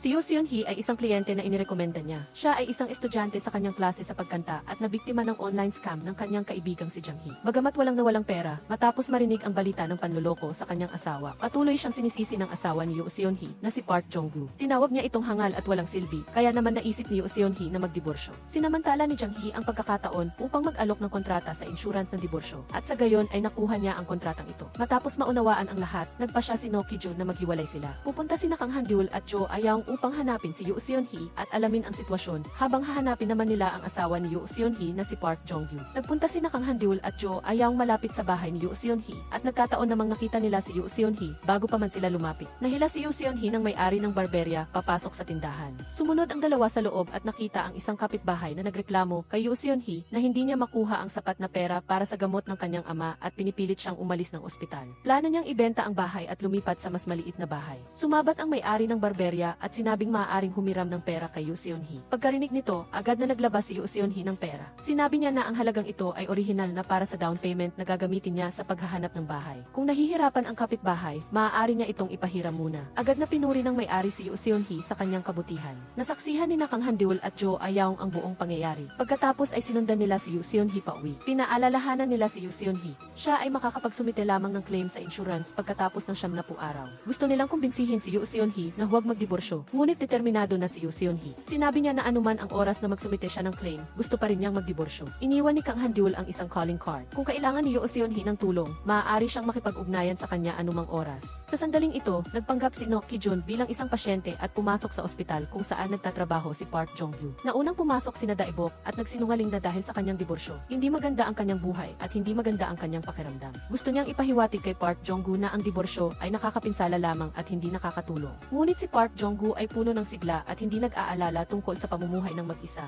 Matapos magpa-acupuncture sina Daibok, narinig niyang tumawag si Park Jong-gu at sinabing gusto niyang makipagkita sa isang tao sa labas. Agad ding nakipag-ugnayan sina Daibok kina No Ki-jun at An Jeon-man na naghihintay sa labas. Inutusan silang subaybayan ang galaw ni Park Jong-gu. Sinundan ng dalawa si Park Jong-gu sa buong daan. Ang resulta ay nakita nila si Park Jong-gu at isang babae na sumakay sa kotse. Nagbalik ang lahat sa kumpanya upang pagsamahin ang impormasyong nakalap. Determinadong magdiborsyo si Yoo Seon-hee. Si Park Jong-gu naman ay pinaghihinalaang nagtataksil. Nahaharap sa isang mahirap na sitwasyon, biglang may naisip si No Ki-jun na paraan upang malusutan ang batas. Ang ikalawang detalyadong probisyon ng insurance ng diborsyo ay, ang bumibili ng insurance ay dapat isang lalaki o babae na nasa hustong gulang at walang relasyon sa labas ng kasal. Kung mapapatunayan nilang may relasyon si Park Jong-gu sa labas, maaari nilang ideklara na walang bisa ang kontratang ito. Sa gayon, hindi ito makakaapekto sa kanilang misyon. Pinuri ni Daibok si No Ki-jun bilang henyo at inutusan ang lahat na humanap ng ebidensya ng pangangalunya ni Park Jong-gu. Ngunit naramdaman ni Kang Han-deol na ang paglalantad ng pribadong usapin ng mag-asawa ay magpapahirap lamang kay Yoo Seon-hee na masakit na. Matatag na nagpa siya si No Ki-jun na gawin ito. Tanging kapag opisyal na inilunsad ang produkto ng insurance ng diborsyo, makakakuha lamang ng benepisyo ang mga taong tulad ni Yoo Seon-hee. Hindi na nakaimik si Kang Han-deol. Ang dalawa, na karaniwang nagkakaintindihan, ay nagkaroon ng kanilang unang hindi pagkakaintindihan. Sa pagtatapos ng araw ng trabaho, tiningnan ni An Jeon-man ang teddy bear na iniwan ni Jeon Na-rae at hindi na niya napigilan ang pagkabahala. Nagpadala si An Jeon-man ng larawan ng teddy bear kay Jeon Na-rae. Agad namang sumagot si Jeon Na-rae gamit ang isang larawan niya na nag-o-overtime at umiinom ng red wine. Hindi napigilan ni An Jeon-man ang kanyang nakakabaliw na pag-iisip. Gusto ni An Jeon-man na hanapin si Jeon Na-rae, kaya sumakay siya sa subway papunta sa kumpanya. Hindi inaasahang, hindi na rin makatiis si Jeon Na-rae sa komplikadong sitwasyon sa pagitan nilang dalawa. Pagkatapos, dinala ni Jeon Na-rae ang red wine para hanapin si An Jeon-man na hindi rin makatulog.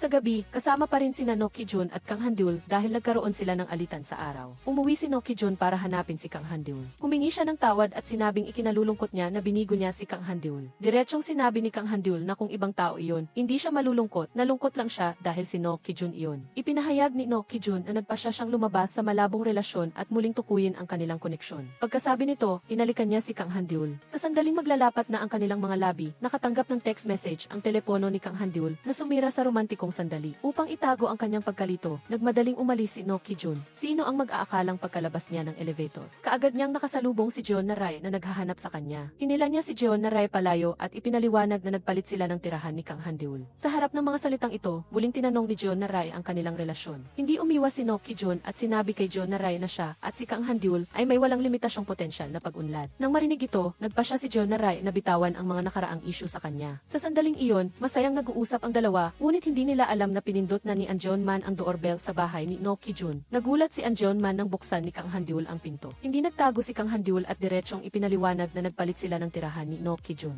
Hindi rin niya itinago ang kanyang paghanga kay Nok Ki-jun. Buong pusong natuwa si An Jeon-man para sa kanila. Matapos magpaabot ng pagbati, tumalikod siya at umalis. Pagdating sa gate ng komunidad, hindi inaasahang nakita ni An Jeon-man si Jeon Na-rae. Kaya nagkasama silang dalawa at nag-midnights na. Ibinunyag ni Jeon Na-rae na, sa nakaraan, paulit-ulit niyang kinumpirma ang relasyon ni Nok Ki-jun at Kang Han-deul hindi dahil sa siya ay nananabik, kundi dahil sa paghihiganti. Umaasa si Jeon Na-rae na mas mahirapan si Nok Ki-jun na kalimutan ang kasal na iyon. Ngunit nang personal niyang marinig si Nok Ki-jun na umamin na magsisimula na siya ng bagong relasyon, kaagad na nawala ang lahat ng pinigil na emosyon sa loob ni Jeon Na-rae. Ngayon, labis na nasiyahan si Jeon Na-rae sa ginhawa na parang nabunutan ng tinik. Nang marinig ito, napangiti si An Jeon-man. Ang damdamin ni Jeon Na-rae para kay Nok Ki-jun ay laging bumabagabag sa isip ni An Jeon-man. Ngayon, sa wakas ay pinawalan na siya ng mga salita ni Jeon Na-rae sa kanyang pag-aalala. Ibinigay ni Jeon Na-rae ang alak kay An Jeon-man upang ingatan at sinabing handa siyang makipag-inuman anumang oras. Agad na lumapit si An Jeon-man kay Jeon Na-rae. Dahan-dahang inilagay ang isang earpiece sa tainga ni Jeon Na-rae. Naging abala silang dalawa sa masayang musika at lalo pang nagkalapit ang kanilang mga puso. Mabilis ding uminit ang pagmamahalan ni Nok Ki-jun at Kang Han-deul. Sobrang excited ni Nok Ki-jun kaya hindi siya makatulog, kaya nagpadala siya ng text message kay Kang Han-deul na muling nagpahayag ng kanyang pagnanais na kumpirmahin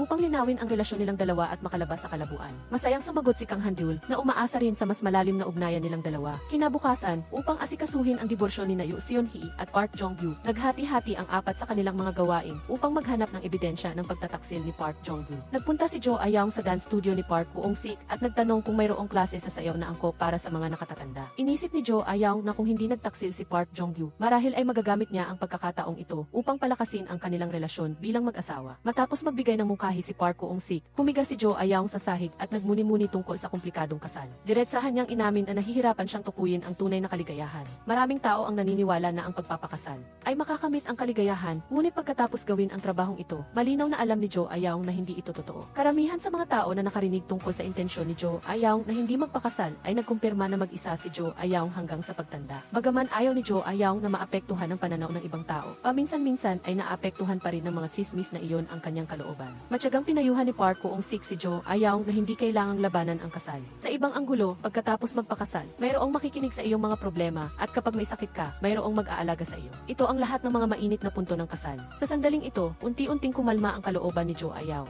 Muntik na siyang matumba ng tumayo. Mabilis na inakbayan ni Park Boong-sik si Jo Ayong. Sa sandaling nagkatinginan sila, may kung anong damdamin ang lumitaw sa loob nilang dalawa. Si Kang Han-deul ay abala rin sa pagtakbo. Nagpasya siyang hanapin si Yoo Seon-hee, ngunit nagkataon silang nagkita ni Yoo Seon-hee malapit sa kumpanya. Kusang loob na ipinaliwanag ni Yoo Seon-hee ang dahilan ng kanyang pagiging desidido sa diborsyo. Nagkaroon siya ng Alzheimer's disease. Dahil galing sa mahirap na pamilya ang kanyang asawa, patuloy itong tumulong sa buong pamilya matapos maging doktor. Sadyang mabigat na ang pasanin ng kanyang asawa at ayaw na niyang maging dagdag na pasanin pa rito. Umaasa siya na pagkatapos ng diborsyo, matatanggap ng kanyang asawa ang insurance money sa diborsyo. Ito ang huling bagay na magagawa niya para sa kanyang asawa. Nang malaman ang katotohanan, namula ang mga mata ni Kang Han-deul. Naunawaan niya ang malalim na pagmamahala ni Yoo Seon-hee para sa kanyang asawa, ngunit hindi niya maiwasang ipaalala na kapag naghiwalay sila, sa legal na aspeto ay hindi na sila mag-asawa. Nanginginig ang kamay ni Yoo Seon-hee, malinaw na nahihirapang tanggapin ang katotohanan ito. Napansin ni Kang Han-deul na hindi talaga gusto ni Yoo Seon-hee na maghiwalay, ayaw lang niyang maging pasanin sa kanyang asawa. Sa pagkakataong ito, parehong hindi alam ni Kang Han-deul at Yoo Seon-hee na matagal nang alam ni Park Jong-gu ang sakit ng kanyang asawa. Sina Nok Ki-jun at An Jeon-man ay nagkukubli sa labas ng klinika ni Park Jong-gu. Gaya ng inaasahan, nakita nila itong lumabas sa oras ng trabaho. Mabilis silang sumakay sa sasakyan upang sundan siya. Nakita nilang huminto ito sa harap ng isang bahay at isang babae ang nagbukas ng pinto. Kinumpirma nilang dalawa na ito ang matibay na ebidensya ng pagtataksil ni Park Jong-gu. Tiningnan nila ang pinto, sinusubukang humanap ng pagkakataong makapasok. Sa sandaling iyon, may narinig silang boses ng babae sa loob ng bahay. Tinanong niya kung ayos lang ang likod ni Park Jong-gu. Sinasabi sinabing huwag na siyang pilitin. Pagkatapos, bulalas ni Park Jong-gu, "Aray, ang likod ko." Sina No Ki-jun at An Jong-man na nagkukubli sa labas ay hindi naintindihan. Nang mapansin ang abnormalidad, sumugod sila at tinulungan si Park Jong-gu na bumangon mula sa kanyang pagkakabagsak. Pagkatapos tumayo, ang unang ginawa ni Park Jong-gu ay tingnan ang makina ng panahi sa tabi niya at nakahinga lang siya ng maluwag ng kumpirmahing ayos ito. Tinanong din niya ang pagkakakilanlan ng dalawa. Walang nagawa sina No Ki-jun at An Jong-man kundi aminin at ipaliwanag na bumili na si Yoo Seon-hee ng divorce insurance. Matapos magulat, naunawaan ni Park Jong-gu ang ginawa ng kanyang asawa. Ibinunyag niya na noong bata pa si Yoo Seon-hee, ipinagbili niya ang makinang panahi na iniwan ng kanyang ina upang suportahan ang kanyang pag-aaral. Kahit nagkasakit na si Yoo Seon-hee, lagi pa rin niyang binabanggit ang makinang iyon. Upang mabayaran ang panghihinayang, inanap niya ito sa lahat ng dako at ngayon lamang niya ito nahanap. Inalay ni Yoo Seon-hee ang kanyang buong buhay para sa pamilya. Bumili siya ng bagong bahay at plano niyang sorpresahin siya gamit ang makinang panahi na ito. Ngayon ay abala siya sa paglipat ng bahay, kaya humingi siya ng tulong sa dalawa. Bumalik sina No Ki-jun at An Jong-man upang magulat ng sitwasyon. Kinabukasan, 5 tao, kasama sina Daibok, ang nagpunta sa bahay ni Park Jong-gu. Dumating din si Park Kuong-sik upang tumulong.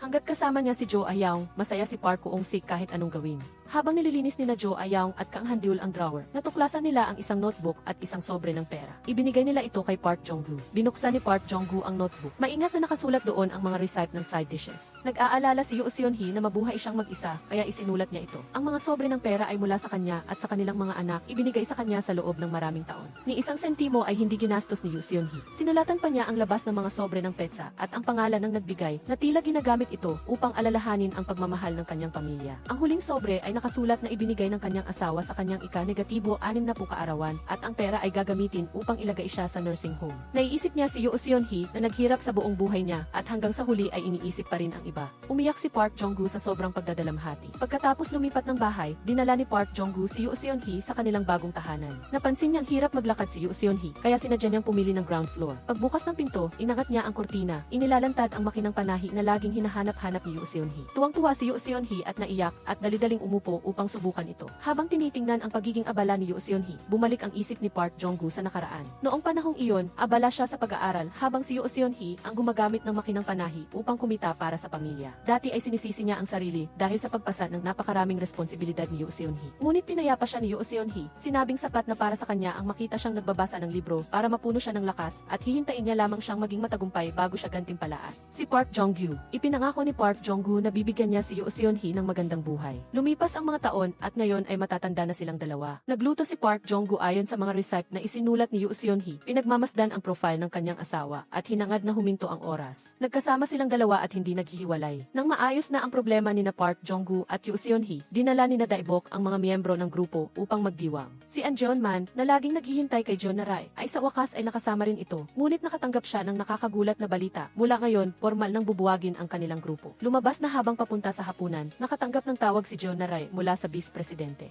Dahil ang kalaban, ang kumpanya ng Global Insurance, ay nakakuha na ng pag-apruba mula sa Financial Supervisory Service at formal na inilunsad ang produkto ng divorce insurance. Ang kanilang divorce insurance ay pansamantalang naantala ang pag-apruba at hiniling kay John Narai na mabilis na buwagin ang grupo upang maiwasan ang anumang masamang epekto sa kanya. Lahat sila ay natigilan. Pinaghirapan nilang pag-aralan at subukan ang produkto na malapit nang matapos, ngunit hindi nila inaasahan na ang kanilang mga pinaghirapan ay nanakawin. Naalala ni Kang Han-dyul na ang direktor ng Global Insurance Company ay ang kanyang senior sa kolehiyo. Nang magkasama silang kumain, binanggit ni Kang Han-dyul ang divorce insurance, ngunit hindi niya isiniwalat ang mga patakaran ng insurance sa kabilang partido. Lahat sila ay nagtiwala sa integridad ni Kang Han-dyul, ngunit ang hindi nila inaasahan ay kinabukasan, biglang dumating ang audit team at sinabing nagkaroon ng data leak sa computer ni Kang Han-dyul. Pagkatapos ay dinala nila si Kang Han-dyul para imbestigahan. Sa sandaling ito, nahuli si An Jong-man ng isang hakbang at nakita niya ang anino ni John Narai. Nang makita si John Narai na nagmamadali, agad na sinundan siya ni An Jong-man. Nagpunta si John Narai sa parking lot para hanapin ang Vice President. Sinabi ni John Narai na iniimbestigahan ng audit team ang data leak at kailangang bawiin ang divorce insurance na naaprubahan na ng global. Binalaan ng Vice President si John Narai na ang orihinal na layunin ni John Narai sa pagpunta rito ay upang magnakaw. Isang natatanging produkto na binuo ng mga empleyado at dinala sa China na nagpabilis sa karera ni John Narai. Ngayon ay tila walang saysay na ang divorce insurance ng kumpanya. Bago sila madamay, dapat silang mabilis na umurong. Nang makita ang kakaibang mukha ni John Narai, naghinala ang Vice Presidente na may nararamdaman na si John Narai para sa divorce team. Nagsinungaling si John Narai na wala siyang intensyon na ibahagi ang hirap at ginhawa sa divorce team. Narinig ni An Jong-man ang pag-uusap ng dalawa at nakaramdam siya ng magkahalong emosyon sa loob niya. Si Kang Handyul ay dinala para imbestigahan dahil sa data leak. Ang intuwisyon ni An Jonman ay nagsasabi na ang bagay na ito ay may kinalaman kina Jonah Rai at sa Vice Presidente. Nang matapos ang oras ng trabaho, pinalaya si Kang Handyul, ngunit hindi pa rin nawawala ang kanyang hinala at sinuspindi siya sa trabaho. Sinisisi si Jonah Rai ng lahat dahil ayaw niyang tulungan si Kang Handyul, ngunit ang hindi nila alam ay lihim na hinahanap ni Jonah Rai ang impyerno na nag-leak ng data. Nakita ni Jonah Rai sa kikilis na ang tauhan ng Vice Presidente ay pumasok sa opisina ng divorce team pagkatapos ng oras ng trabaho at ang oras ng pagpasok ay nagkakatugma sa oras ng paggamit ng computer. Sa kasalukuyan, tanging ang mga miyembro ng Board of Directors at ang Vice Presidente lamang ang may karapatang tingnan ang login ng computer ng empleyado. Si Jonah Rai, kaagad na naunawaan na ang lahat ay gawa-gawa lamang ng Vice Presidente. Nag-alinlangan si Jonah Rai, hindi alam kung dapat ba niyang iulat sa departamento ng audit o kausapin ang Vice Presidente upang kumpirmahin. Sa sandaling ito, nakatanggap ng tawag si Jonah Rai mula kay An Jonman. Nagkita silang dalawa sa rooftop. Diretsahang sinabi ni An Jonman na narinig niya ang pag-uusap ni Jonah Rai at ng Vice Presidente. Umaasa si An Jonman na magiging malawak ang pag-iisip ni Jonah Rai at gagawa ng mas mahusay na desisyon. Nang marinig ni An Jonman ang pag-aalala ni Jonah Rai sa sinabi niya na hindi niya kailanman naisip na ibahagi ang hirap at ginhawa sa divorce team, nadismaya si Jonah Rai. Ipinaliwanag ni Jonah Rai na sinabi niya iyon upang itago ang kanyang tunay na iniisip mula sa Vice Presidente. Pinaniwalaan ni An Jonman si Jonah Rai at hindi na nagtanong pa kung ano ang tunay na iniisip ni Jonah Rai. Tumingin si Jonah Rai kay An Jonman, parehong naantig at napanatag, na lalong nagpatibay sa kanyang mga paniniwala. Kinabukasan, dala ni Jonah Rai ang nakalap niyang ebidensya upang hanapin ang Vice Presidente. Ibinunyag ni Jonah Rai na ang Vice Presidente ang siyang impyerno na nag-leak ng data. Nagbanta ang Vice Presidente na sila ay nasa iisang bangka. Kung malalaman ng mga miyembro ng divorce team ang orihinal na intensyon ni Jonah Rai, mahuhulaan na ang magiging kapalaran ni Jonah Rai. Pinayuhan niya si Jonah Rai na huwag nang makialam sa bagay na ito. Tumanggi si Jonah Rai na makipagsabwatan sa Vice Presidente. Ngunit si Jonah Rai, pero nag-aalala siya na hindi siya patatawarin ng lahat. Naalala niya ang lahat ng pinagsamahan nila, pati na rin ang malabong damdamin sa pagitan niya at ni An Jonman. Hindi napigilan ni Jonah Rai ang kanyang luha at humagulhol. Lumapit si An Jonman at naupo sa tabi niya, tahimik na sinasamahan si Jonah Rai. Sa kanyang mga kilos, sinabi ni An Jonman kay Jonah Rai na lagi siyang naroroon. Naglakas loob si Jonah Rai na aminin sa lahat na ang kanyang orihinal na layunin sa pagpunta roon ay gamitin sila upang lumikha ng isang espesyal na produkto ng siguro para sa pagliligtas sa merkado ng China. Kaya naman, nang isumite niya ang mga probisyon at detalye sa Chinese, iminungkahi ni Jonah Rai na gamitin ang computer ng divorce team. Hindi inaasahan, sinamantala ng Vice Presidente ang pagkakataon, ay nag-leak ng mga detalye ng siguro sa Global Insurance Company. Kinuha ni Jonah Rai ang log ng paggamit ng computer ni Kang Handyul. Ngayon ay kailangan niyang patunayan na nang mag-leak ang data, wala si Kang Handyul sa pinangyarihan. Naalala ni No Ki-jun na sa araw na iyon, nagdarao sila ng muling pagpapakasal para sa isang customer sa Hanbin Village. Agad na humingi ng litrato si No Ki-jun ng kanilang grupo sa muling pagpapakasal. Ang oras sa litrato ay maaaring magpatunay na wala si Kang Handyul sa opisina. Nang marisolba ang isyong ito, muling kinuha ni Jonah Rai ang surveillance video. Susunod, kailangan nilang hanapin ang tauhan ng Vice Presidente na pumapasok at lumalabas sa opisina ng divorce team upang patunayan na siya ang nag-leak ng data. Ang data leak ay sa utos ng Vice Presidente. Hinanap ni No Ki-jun at An Jonman ang bahay ng tauhan, pagkatapos ay hinabol at nahuli ang tumatakas na tauhan. Sabay nilang pinahinto ang sasakyan ng tauhan. Natakot ang tauhan na masangkot, kaya ipinangako ni No Ki-jun at An Jonman na gagawin nila ang lahat para matulungan siyang makatakas sa parusa. Kaya, binigyan ng tauhan ng isang ETP drive ang bawat isa sa kanila. Dali-daling kinuha ni Jonah Rai ang ESQ at nagpunta upang hanapin ang direktor ng Global Insurance Company. Nasa ESQ ang pag-uusap sa pagitan ng Vice Presidente at ng direktor na naglalantad ng buo ang lihim na sabwatan ng dalawa. Sa puntong ito, napilitang sumang-ayon ang direktor ng Global Insurance Company na bawiin ang divorce insurance. Hindi nasiyahan ang Vice Presidente.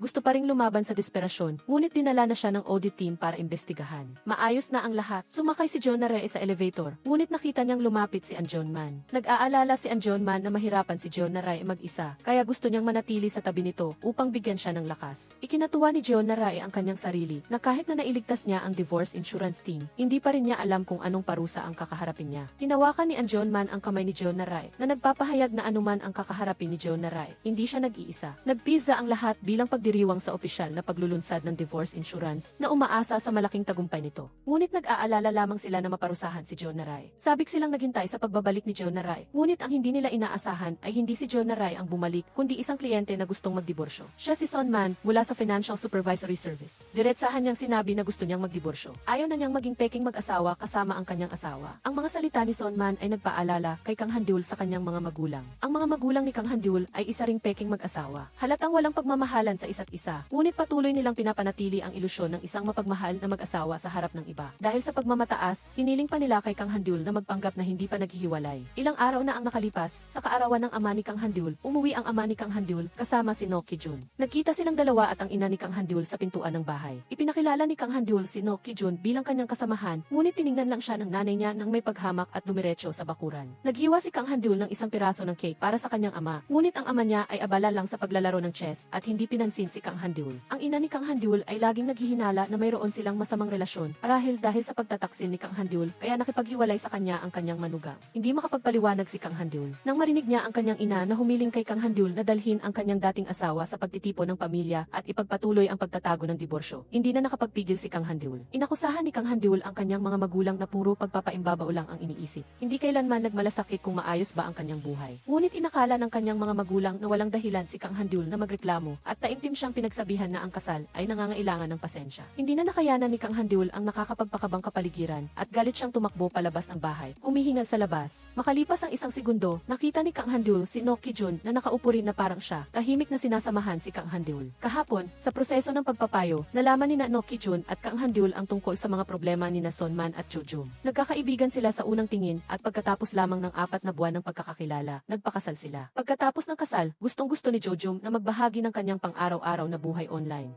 Ang lahat ng malalaki at maliliit na bagay sa bahay, bawat sulok ay kanyang ipinost online. Sa pagdami ng mga tagasunod, pinuri ng lahat ang masarap na buhay ni Jo-jung at ang pagmamahala ng mag-asawa. Dahil dito, lalong nahumaling si Jo-jung. Ang pagbabahagi ng buhay ay naging mas detalyado at mas pinagrabe. Nang imbitahan ni Sonman ang mag-asawang hepe ng departamento sa kanilang bahay, naghanda si Jo-jung ng hapag na puno ng masasarap na pagkain para lamang makatanggap ng papuri sa kanyang galing sa pagluluto. Ang asawa ng hepe ng departamento ay tagasunod ni Jo-jung. Bagamat ito ang unang beses na bumisita siya sa bahay, alam na alam niya kung nasaan ang banyo at kung anong brand ang sofa sa sala. Nakita ni Sonman si Jo-jung na kinukuhanan ng litrato ang mag-asawang hepe ng departamento at nakaramdam siya ng matinding pagod. Ayaw ni Sonman na ang kanyang pribadong buhay ay ilantad sa publiko. Bukod pa rito, mahilig magyabang si Jo-jung tungkol sa kanilang pagmamahalan bilang mag-asawa, ngunit hindi niya pinapansin ang pagod ni Sonman hanggang sa punto na nahihilo ito sa trabaho. Kahit na malinaw na sinabi ni Sonman na gusto niya ang luma niyang labaha, sinadya pa rin ni Jo-jung na palitan ito ng bago. Naramdaman ni Sonman na sila ay isang peking mag-asawa na nabubuhay sa ilalim ng paningin ng iba at ang pagpapatuloy nito ay magiging sanhi lamang ng kanyang pagkabulunan.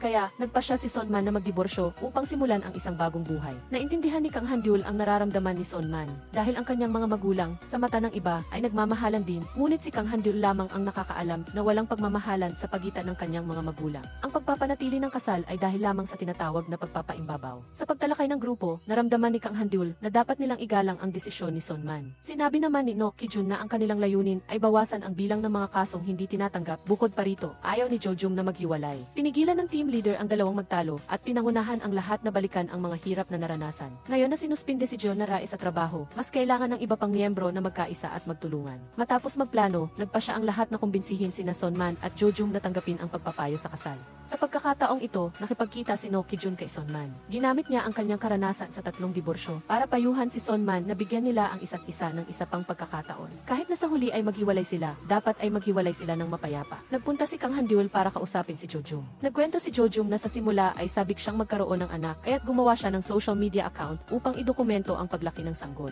Ngunit hindi pa rin nagkaanak si Jo-jung. Upang aliwin si Jo-jung, iminungkahi ni Sonman na regular na mag-post si Jo-jung ng mga masayang larawan nilang dalawa. Nang sumunod si Jo-jung sa payo at nag-post ng mga larawan, nakatanggap ang mag-asawa ng maraming papuri. Nakaramdam si Jo-jung ng katuparan at mula noon, mas madalas niyang ipinagyayabang ang kanyang kaligayahan. Hindi niya inaasahan na ang kanilang kasal ay matagal ng puno ng panganib. Sa panghihikayat ni No Ki-jun at Kang Handul, pumayag sina Sonman at Jo-jung na sumailalim sa marital counseling na nagbibigay sa isa't isa ng isa pang pagkakataon. Hiniling ng doktor sa dalawa na isulat ang mga bagay na gusto nilang gawin kasama ang isa't isa. Maraming isinulat si Jo-jung, ngunit iisa lang ang isinulat ni Sonman, ang magkaroon ng isang araw ng walang telepono. Nagpasya sina No Ki-jun at Kang Handul na unahin ang kagustuhan ni Sonman. Nag-arrange sila ng isang marangyang restaurant para sa mag-asawa. Hindi na nila kailangan pang mag-picture at i-post online habang kumakain. pagkain. Medyo nasiyahan si Sonman dito, pagkatapos ay ibinaba niya ang kanyang telepono. Ay nag-enjoy sa kanilang pribadong oras. Bihira ring nakaramdam ng ginhawa si Jojum. Matamis na sinubuan ni Jojum si Sonman ng pagkain, ngunit hindi niya inaasahan na biglang tatayo si Sonman at tatakbo sa banyo. Sa kalang natauhan si Jojum na allergic pala si Sonman sa hipon. Isang masarap na pagkain ang natapos sa hindi magandang paraan. Hindi nawala ng pag-asa sina No Ki-jun at Kang Han-deul. Agad nilang inayos para mag-aral ng sayaw ang dalawa. Sa proseso ng pag-aaral, dahil hindi sila bihasa sa mga galaw, hindi sinasadyang natumba silang dalawa. Napaupo si Jojum sa sahig at tumawa ng malakas. Naalala ang pag-ski nila noon, kung saan ganoon din ang pagkakabagsak nilang dalawa. Matapos magkatinginan, sabay silang tumawa. Ang magandang alaala ay nagpababa kay Jojum sa sarili. Ngunit si Sonman, na may sakit sa likod, ay nagpakita ng pagkadismaya. Hindi matanggap ni Sonman ang pagbibiro ni Jojum nang hindi isinasaalang-alang ang kanyang damdamin. Matapos mapagalitan, labis na nagdamdam si Jojum. Sa galit, iminungkahi ni Jojum na tapusin na ang kanilang relasyon. Dali-daling pinayapa ni No Ki-jun at Kang Han-deul ang dalawa. Sa puntong ito, hindi na sila maaaring kumilos bilang mga ahente ng siguro upang pilitin ang pagkakasundo. Umaasa lamang sila na susundin ng dalawa ang kanilang mga puso at magpasya kung ipagpapatuloy o maghihiwalay. Pagkatapos kumalma, dinikit ni Jojum ang adhesive plaster kay Sonman. Inamin ni Sonman na ang pagbili niya ng divorce insurance ay hindi dahil sa gusto niya talagang magdiborsyo. Hindi inaasahan ni Sonman na darating sila sa puntong ito. Nagsimulang magnilay-nilay si Jojum. Dahil sa sobrang pagkalulong sa social media, sinisisi din ni No Ki-jun ang kanyang sarili na ginawang dahilan ang pagiging abala kaya humantong sa problema ang kanilang kasal. Naalala nilang dalawa ang eksena kung saan nag-propose si No Ki-jun kay Jo Ayaw sa Zoom dito at habang naglalakad sila pauwi. Maraming ipinangako si No Ki-jun kay Jo Ayaw. Napakaikli ng masasayang alaala. Matapos makabawi sa katinuan, nangako silang dalawa na anuman ang maging resulta, ibibigay nila ang lahat para sa kasal na ito. Pagdating ng mga miyembro ng insurance team sa trabaho, nagulat silang makita si John Narai na nagpakita sa kumpanya. Sinabi ni John Narai na humingi siya ng pahintulot sa direktor para sa muling pagtatrabaho. Kung handa pa rin silang tanggapin siya, patuloy na makikipaglaban si John Narai kasama ang lahat. Si Anjon Man ang unang nagpahayag ng kanyang saloobin, 100% na tinatanggap si John Narai. Iyon pala, kusang bumalik si John Narai dahil sa pagsisikap ni Anjon Man. Inimbitahan ni Anjon Man si John Narai sa kanyang bahay para kumain at hinikayat si John Narai na huwag magpatalo sa kahirapan, umaasang babalik si John Narai. Ang grupo ni John Narai ay saka pa lamang nagtabi ng kanilang mga alalahanin at aktibong nakipag-ugnayan sa direktor upang bumalik sa lahat. Pagkatapos magpahayag ng saloobin ni Anjon Man, malugod ding tinanggap ni Kang Han-deul at ng iba pa si John Narai sa pagbabalik. Ang pagkakasama ng anim ay ang pinakamahusay na kombinasyon ng 5-man team. Pagkatapos ng trabaho, sinadya ni Anjon Man na hintayin si John Narai at dinala si John Narai sa arcade para maglaro. Sa daan, muntik nang masagasaan si John Narai ng kotse. Mabuti na lamang at mabilis na niyakap ni Anjon Man si John Narai kaya nakaiwas si John Narai sa tamang oras. Nakatitigan ang dalawa, kapwa nila narinig ang mabilis na tibok ng kanilang puso. Pagdating sa arcade, hindi sila nagpatalo sa isa't isa. Naglaro ng baliw na parang mga inosenteng bata. Ang pakiramdam ng magkasama ay napakasaya at kamangha-mangha. Kasabay nito, dinala ni No Ki-jun si Kang Han-deul upang dumalo sa family gathering. Nakakuha ng lakas ng loob si Kang Han-deul mula sa kwento ni No Ki-jun at Jo Ayaw. Nagpasya siyang ganap na iwanan ang kanyang pagiging mahiyain. Dati, tiniis niya ang sama ng loob para sa dangal ng kanyang mga magulang. Pagdating sa lugar ng pagtitipon, nakita ni Kang Han-deul ang kanyang dating asawa na nagpapanggap na masunuring manugang sa harap ng kanyang mga magulang. Mukhang masaya at magkakasundo ang buong pamilya. Pagkaupo, walang hiya namang humingi ng bayad sa pag-arte ang dating asawa. Nagdulot ito ng matinding pagkasuklam kay Kang Han-deul. Lubos na kinasusuklaman ni Kang Han-deul ang masamang mukha ng kanyang dating asawa. Kaya, sa harap ng lahat, malakas niyang ipinahayag na siya at ang kanyang dating asawa ay diborsyado na. Ang dahilan ng diborsyo ay dahil sa dami ng babae ng kanyang dating asawa sa labas. Nagalit ang mga magulang ni Kang Han-deul dahil sa kanyang pagpapahiya sa pamilya sa harap ng publiko. Nagalit din ang dating asawa at gustong manakit. Hindi pinansin ni Kang Han-deul ang reaksyon ng lahat at buong tapang siyang umalis. Tumakbo si Kang Han-deul palabas at sumigaw ng malakas, "Sa araw na ito, sa wakas ay nakawala na ako sa kulungan ng relasyon." Mula ngayon, buong tapang na magiging sarili niya si Kang Han-deul. Naakit si No Ki-jun sa kaligayahan ni Kang Han-deul. Hindi mapigilan ang damdamin para sa kanya at bigla niya itong hinalikan. Nagkaintindihan ang dalawa at naghalikan ng matindi. Pagkatapos ng halik ni No Ki-jun at Kang Han-deul, lalong uminit at naging matamis ang kanilang damdamin. Sabay silang pumasok sa trabaho, nagtititigan ng matindi. Sa elevator na puno ng tao, nararamdaman nila ang lihim na pag-ibig. May pag-unlad din sa damdamin ni Anjon Man. Gusto rin niyang lumapit kay John Narai sa elevator. Ngunit sayang at naharangan siya ng siksikan ng tao. Tiningnan ni John Narai ang balisa at walang magawa na mukha ni Anjon Man at yumuko siya at lihim ng umiti. Pumasok ang ilang tao sa kumpanya. Nakita si Daibok na sa unang pagkakataon ay gumastos ng sariling pera para mag-imbita ng kape. Masiglang ipinagyabang ni Daibok na napakabuti ng kanyang kapalaran sa araw na iyon. Hindi lang siya nakapunta sa banyo nang walang abala. Pagdating niya sa hintuan ng boss, dumating agad ang boss. Nang bumili siya ng kape, mahaba ang pila, ngunit pagkatapos makabili ng nauna, isa-isang umalis ang mga tao. Akala ni Daibok matagal siyang maghihintay, ngunit sa isang kisap mata, turn na niya. May kutob si Daibok na may magandang mangyayari ngayong araw. Ngunit pagkasabi niya pa lang, biglang natapon ang kape sa kamay ni Kang Han-deul sa lamesa. Gustong ibigay ni No Ki-jun ang natitirang tasa ng kape kay Kang Handul, ngunit agad siyang pinigilan ni Anjonman. Sinabi ni Anjonman na bawat isa ay may kanya-kanyang tasa at ang natitirang tasa ay dapat mapunta kay John Naray. Habang nagtatalo ang dalawa, biglang dumating ang mga anak nina No Ki-jun at Jo Ayaw. No Ki-jun, sabi ni No Ki-jun, nakapagdesisyon na sila. Ang 5 tao ay puno ng pag-asa na tumingin sa mag-asawa. Ngunit ang natanggap lamang nila ay ang balitang nagpasya silang magdiborsyo. Nakita ni No Ki-jun na hindi na masasalba ang damdamin ng dalawa, kaya pinapirma niya sila ng kasunduan sa pagwawakas ng kontrata ng siguro na nagpapahiwatig ng pag-unawa sa kanilang pinili. Sabay-sabay na pinasalamatan ni No Ki-jun at Jo Ayaw ang tulong ng lahat. Dahil sa kanila, kaya hindi naging magkaaway ang mag-asawa at hindi sila nagkagalit hanggang sa pagtanda. Ang panahong ito ng pagpapayo sa kasal ay nakatulong sa kanila na mapagtanto na matagal na silang nasanay sa buhay na wala ang isa't isa at ang paghihiwalay ang pinakamahusay na pagpipilian. Ang kinahinatnan ng mag-asawang ito ay nagpaalala kay No Ki-jun sa kanyang kapatid na babae. Pagdating ng panahon, seryoso niyang tiningnan ang kahilingan ng kanyang ate na magdiborsyo marahil upang hindi na magkaroon ng pagsisisi. Upang mabayaran ang panghihinayang na ito, hiniling niya kay Kang Handul na turuan siyang maghabi ng sinulid, umaasang matapos ang gawang gansilyo na hindi pa natatapos ng kanyang ate. Pagkatapos ng trabaho, dinala ni Kang Handul si No Ki-jun sa isang knitting workshop at personal siyang tinuruan ng teknik ng paghahabi. Sa pakikipag-ugnayan sa mga bagay na gusto ng kanyang ate, unti-unting bumukas ang puso ni No Ki-jun at ikinuwento ang mga lumang kwento na matagal nang nakabaon sa kanyang puso. Minsan, nagtiwala ang kanyang ate kay No Ki-jun na hindi na siya masaya. Gusto ng kanyang ate na magdiborsyo, ngunit noong panahong iyon, itinuring lamang ni No Ki-jun ang mga salitang iyon bilang reklamo at dahil sa kawalan ng pasensya, pinayuhan niya ang kanyang ate na magtiis. Hindi nagtagal, biglang namatay ang kanyang ate. Paulit-ulit na naisip ni No Ki-jun kung sinuportahan niya ang kanyang ate na magdiborsyo noon, magiging iba kaya ang resulta. Inaliw ni Kang Handul si No Ki-jun, sinabi niya na ang buhay ay parang gansilyo sa kamay, huwag mong kalasin at ulitin dahil lang sa isang tahi ang nawawala. Hindi na kailangan pang magsisi ni No Ki-jun sa mga nakaraan. Natapos ang klase ng dalawa at umuwi. Nakita ni Kang Handul ang gansilyo na iniwan ng ate ni No Ki-jun at nakita rin niya ang litrato ni No Ki-jun sa likod ng litrato. May nakasulat na pahayag, pakiusap, No Ki-jun, pumayag kang makipag-date sa akin. Napansin ni Kang Handul na itinago pa rin ni No Ki-jun ang mga sulat ng kanyang ex-wife. Medyo nadismaya si Kang Handul. Sa sandaling ito, bigla siyang nakatanggap ng tawag mula kay Jo Ayaw. Nalaman niyang pupunta si Jo Ayaw para uminom kasama niya at malapit na itong dumating sa bahay. Agad na tumakbo si Kang Handul pauwi upang hindi malaman ni Jo Ayaw ang katotohanang nagpalit sila ng tirahan ni No Ki-jun at lihim silang nagde-date. Humihingal siyang tumakbo sa pintuan ng bahay at ipinilit na ilabas si Jo Ayaw para uminom. Nagkataon namang biglang bumukas ang pinto ng kwarto at lumabas si No Ki-jun. Dahil sa sitwasyon, napilitang ikwento ni Kang Handul ang buong proseso. Mula sa kanilang pagiging hindi malinaw hanggang sa kanilang formal na relasyon, kay No Ki-jun, ibinabahagi ang saya ng pagkahanap muli ng kapayapaan sa pag-ibig. Sa oras na ito, sabay na lumabas sina No Ki-jun at Anjonman para samahan sina Daibok na nalulungkot. Sina Daibok ay umiinom para mawala ang kanyang kalungkutan.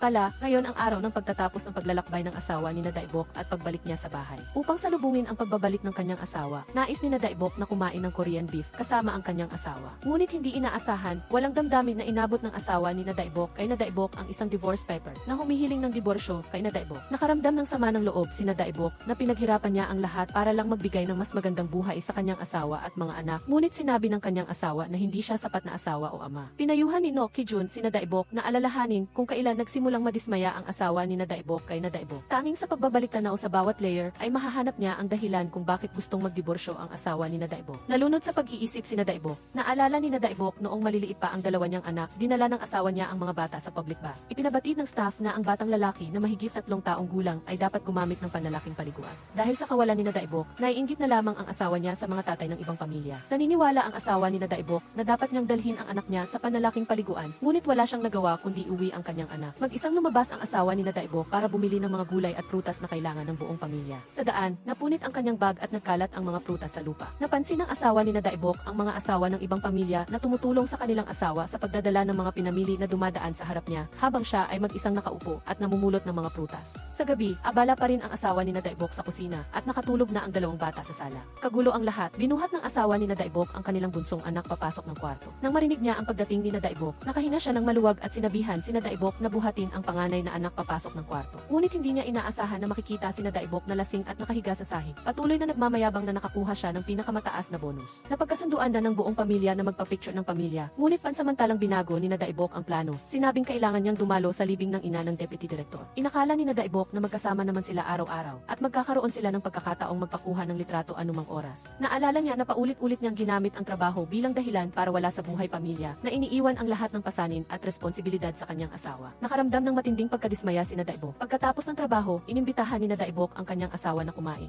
Ikinalulungkot ko na sa loob ng maraming taon ay ginamit ko ang trabaho bilang dahilan para takasan ang mga responsibilidad na dapat kong pinasan. Akala ni Daibok na ang pagpapadala sa kanyang mga anak sa ibang bansa para mag-aral at ang kakayahang hayaan ang kanyang asawa na maglakbay sa lahat ng dako ay nagpapakita na maayos na inalagaan ng kanyang asawa ang pamilyang ito. Ngunit ngayon lamang natauhan si Daibok. Walang pakialam kung si Daibok ay isang empleyado ng siguro. Kung wala si Daibok, libo-libo, 10,000 ang upo sa posisyon ni Daibok. Ngunit para sa kanyang asawa at mga anak, si Daibok ang nag-iisang asawa, ang nag-iisang ama. Namimiss ni Daibok ang paglaki ng kanyang mga anak at ayaw niyang mawala ang asawang kasama niyang nalampasan ang hirap. Tiniyak ni Daibok na magbabago siya mula ngayon. Kinamusta niya ang kanyang asawa para bigyan siya ng kaunting oras. Pagkatapos makumpleto ang proyektong ito ng siguro sa diborsyo, opisyal na magre-retiro si Daibok at ilalaan ang lahat ng kanyang oras sa buhay pamilya. Bagaman sinisisi ng kanyang asawa si Daibok, alam din niya na sa loob ng maraming taon ay malaki ang naiambag ni Daibok sa pamilyang ito. Hindi lang niya nabalanse ng maayos ang relasyon sa pagitan ng trabaho at pamilya. Kaya binigyan ng asawa ni Daibok si Daibok ng pagkakataon na ayusin ang kanilang relasyon. Ang mag-asawa ay unti-unting nagkahiwalay sa loob ng nakaraang mga taon. Ang mga taong nahaharap din sa mahirap na pagpipilian ay sina John Naray at Ann John Mann. Nakatanggap si John Naray ng order ng paglipat mula sa SEC ng kumpanya at na-promote siya bilang kinatawan.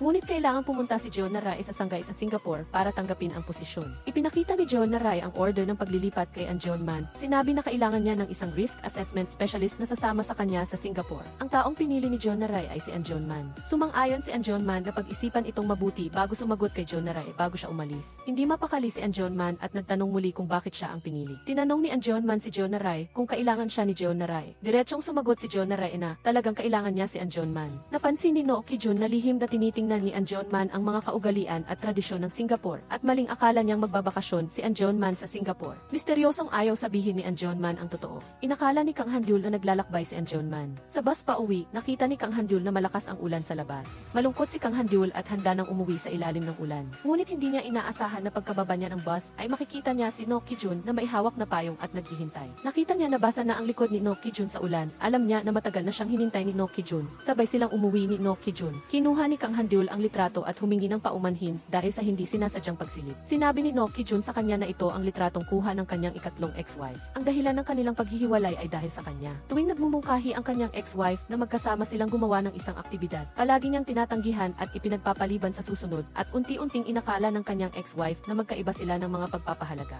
At pagkatapos ay masakit na humiling ng diborsyo. Itinago ni Noh Ki-jun ang litratong ito upang paalalahanan ang kanyang sarili na huwag nang magkamali muli. Hanggang kahapon, hindi sinasadyang nakita niya ang kanyang ex-wife sa kalsada. Mayroon na itong ibang lalaki sa tabi niya at masaya itong ngumiti. Masayang-masaya si Noh Ki-jun na nakahanap na ang kanyang ex-wife ng bagong kapiling. Naniniwala si Noh Ki-jun na kung alam ng kanyang ex-wife na kasama niya si Kang Han-dyul, bibigyan din siya nito ng basbas. Matapos magsalita, pinunit ni Noh Ki-jun ang litrato. Ang lahat ng nakaraan ay naalis na. Mula ngayon, pahahalagahan ni Noh Ki-jun si Kang Han-dyul at sabay nilang bubuo ng magandang kinabukasan para sa kanilang dalawa. Puno ng kaligayahan ang puso ni Kang Han-dyul at nahihiya siyang inanyayahan si Noh Ki-jun na manirahan sa kanya. Napakatamis ng pag-ibig ng dalawa. Matapos ang isang mainit at matamis na gabi, napanaginipan ni Noh Ki-jun ang kanyang ate. Sa pagkakataong ito, hindi na siya nadismaya na makitang lumayo ang kanyang ate. Sa halip, mabilis siyang lumapit at niyakap ito, binabayaran ang matagal na niyang pinagsisisihan. Sinimulan ni Noh Ki-jun at Kang Han-dyul ang isang matamis na pamumuhay magkasama. Nagalak sila na pagkatapos ng kanilang nabigong kasal. Nakahanap pa rin sila ng soulmate na nagkakasundo sa kanila. Si Jo Ah-young, na nagsabing hindi na siya magpapakasal, ay nagsuot na ng singsing na regalo ni Park Kwon-sik at nagpasya na bigyan ang isa't isa ng pagkakataon sa pag-ibig. Ngunit nagkasundo silang dalawa na sa ngayon ay magmamahalan lang sila at hindi magpapakasal. Gusto ni John Naray ng sagot kung handa ba si Ann John Mann na sumama sa kanya sa Singapore. Ngunit nang magsasalita na si John Naray, hindi niya masabi. Gusto niyang bigyan ng pressure si Ann John Mann. Ngunit sa huli ay nagpasya siyang maging matyaga at hintayin ang sagot ni Ann John Mann. Nakita ni Ann John Mann ang pag-aalangan ni John Naray at naintindihan niya ang gustong sabihin ni John Naray. Bago siya sumagot, inanyayahan ni Ann John Mann si Noh Ki-jun sa rooftop at sinabi sa kanya na may pagkakataon siyang pumunta sa Singapore kasama si John Naray. Nilinaw ni Noh Ki-jun kay Ann John Mann na huwag siyang mag-alala sa relasyon nila ni John Naray bilang kaibigan. Taos pusong umaasa si Noh Ki-jun na makahanap si Ann John Mann ng kaligayahan sa natitirang bahagi ng kanyang buhay. Pinayuhan ni Noh Ki-jun si Ann John Mann na manatili sa tabi ni John Naray at sundin ang kanyang puso at mabilis na ipaalam kay John Naray ang kanyang desisyon. Sinimulan ng tuparin ni Daibok ang kanyang pangako na magbabago. Nagpunta si Daibok sa supermarket kasama ang kanyang asawa para mamili. Dahil matagal na siyang hindi nagtatrabaho, may lakas siya ngunit kulang sa tibay. Humihinga si Daibok habang bitbit ang dalawang bag, gusto siyang tulungan ng kanyang asawa. Sa pagkakataong iyon, nakita ni Daibok ang isang matandang mag-asawa na naglalakad. Nakita niya ang puting buhok na matanda na madaling nagdadala ng maraming pakete. Naengganyo si Daibok sa pagnanais na manalo at sinubukang dalhin ang mga pinamili pa uwi para magluto para sa kanyang asawa. Ang buhay ng lahat ay umuunlad sa isang magandang direksyon, ngunit biglang nagdala si Joe Narai ng masamang balita. Ikinuwento ni Joe Ayaong ang buong proseso ng kanilang diborsyo sa isang live stream. Isang anonymous na netizen, batay sa kwento ni Joe Ayaong,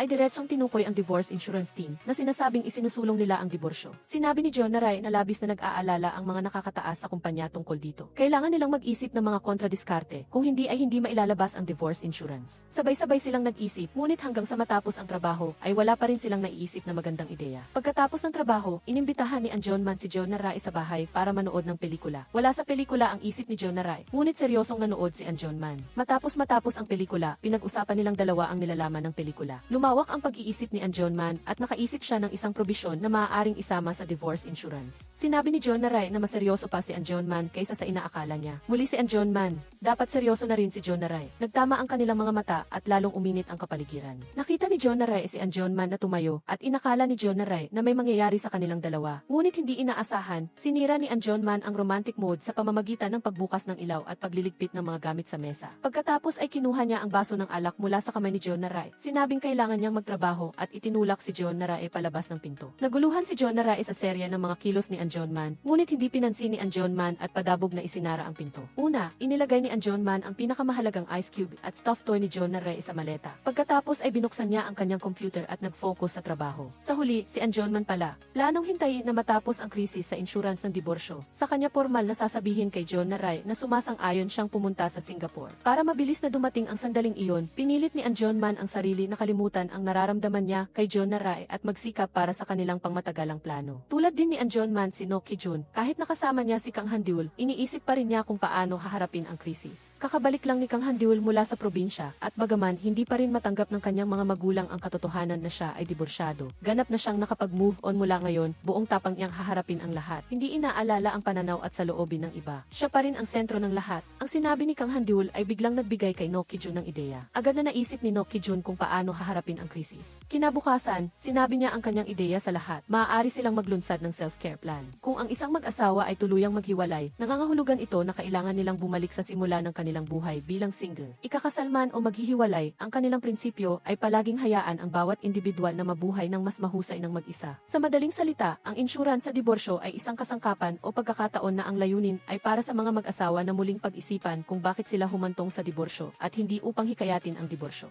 Sumang-ayon ang lahat na posible ang pamamaraang ito at agad na sinimulan ang pagtatrabaho. Patuloy silang nag-overtime para buuin ang mga probisyon na may kinalaman sa plano ng self-care. Matapos isumite ang panukala sa mga nakatataas, nagdala si No Ki-jun ng magandang balita na naaprubahan ito. Pagkatapos noon, nilagdaan ng kumpanya ang draft document at opisyal na inilunsad ang divorce insurance. Kasabay nito, idinikit ang anunsyo na malapit ng ilunsad ang divorce insurance. Ipinahayag ni Joe Narai na ang divorce insurance team ay buwag na sa araw na iyon. Pagkatapos nilang matapos ang kanilang misyon, babalik sila sa kanilang dating koponan. Nagtagumpay silang lahat ng magkasama. Bawat hakbang sa kanilang paglalakbay ay naging magagandang alaala. Lahat ay nanghinayang sa mga araw na magkasama silang lumaban. Napansin ni Joe Narai ang panghihinayang ng lahat, kaya siya na mismo ang nagmungkahi na maghapunan sa tabing dagat para ganap na matapos ang kanilang pamamaalam. Kinagabihan, umuwi si Daibok at inabot sa kanyang asawa ang itinerary ng biyahe mula sa travel agency. Alam ni Daibok na gustong-gusto ng kanyang asawa na makita ang Northern Lights, kaya palihim niyang inayos ang itinerary. Umaasa siyang ang biyaheng ito ang magiging ikalawang honeymoon nila. Nakapunta ang dalawa sa kanilang destinasyon at lubos na nag-enjoy sa snowland. Magkasama silang tumingin sa magandang Northern Lights na ipinapahayag ang kanilang pagmamahalan at kaligayahan sa pamamagitan ng kanilang mga kilos. Sa sandaling ito, dumating sina No Ki-jun at ang iba pa sa dalampasigan. Upang bigyan ng pagkakataon sina John Man at Joe Narai na makapag-usap ng sarilinan para sabihin ni John Man kay Joe Narai ang kanyang desisyon na pumunta sa Singapore. Sa kalagitnaan ng hapunan, sinadya ni No Ki-jun na ilabas ang lahat. Nagpapahiwatig kay John Man na huwag nang mag-atubili pa. Dinala ni John Man si Joe Narai sa tabing dagat. Sinasabi na sana ni John Man kay Joe Narai na sumasang-ayon siyang sumama sa Singapore nang biglang sumandal si Joe Narai sa balikat ni John Man at nakatulog. Tumingin si John Man kay Joe Narai ng puno ng pagmamahal at lihim siyang umiti na sinayang ni Joe Narai ang kanyang sagot. Natapos ang biyahe, ang anim na bayani ay buong tapang at may mataas na espiritu na pumasok sa kumpanya. Formal na inilunsad ang kumpletong divorce insurance sa publiko. Tapos na ang lahat. Pumunta Pumunta si John Narai sa paliparan para bumiyahe patungong Singapore. Hindi mapakali si John Narai at lumingon siya para hanapin si Anjonman. Nang makita niyang papalapit si Anjonman sa kanya, lumuha si John Narai at lumapit para halikan ang kanyang kalaban. Nagsimula ang isang bagong araw. Sina No Ki-jun at Kang Han-dyul ay naglakad-lakad na nakasuot ng magkapares na sweater. Masayang binasa ni Kang Han-dyul ang balita na tumaas ang presyo ng stock ng kumpanya dahil sa paglulunsad ng divorce insurance. Mayabang na ipinagmalaki ni No Ki-jun na ang mga nasa likod ay hindi masisira. Tiyak na magtatagumpay sila. Bilang mga nagtatag ng divorce insurance, ang 6 na tao ay nagbigay ng panayam na sumasagot sa parehong tanong, masaya ka ba? Lahat ng 6 ay sabay-sabay na sumigaw na sila ay masaya. Ang pelikula ay nagtatapos dito. Magkita-kita tayo sa susunod na kapanapanabik na pelikula.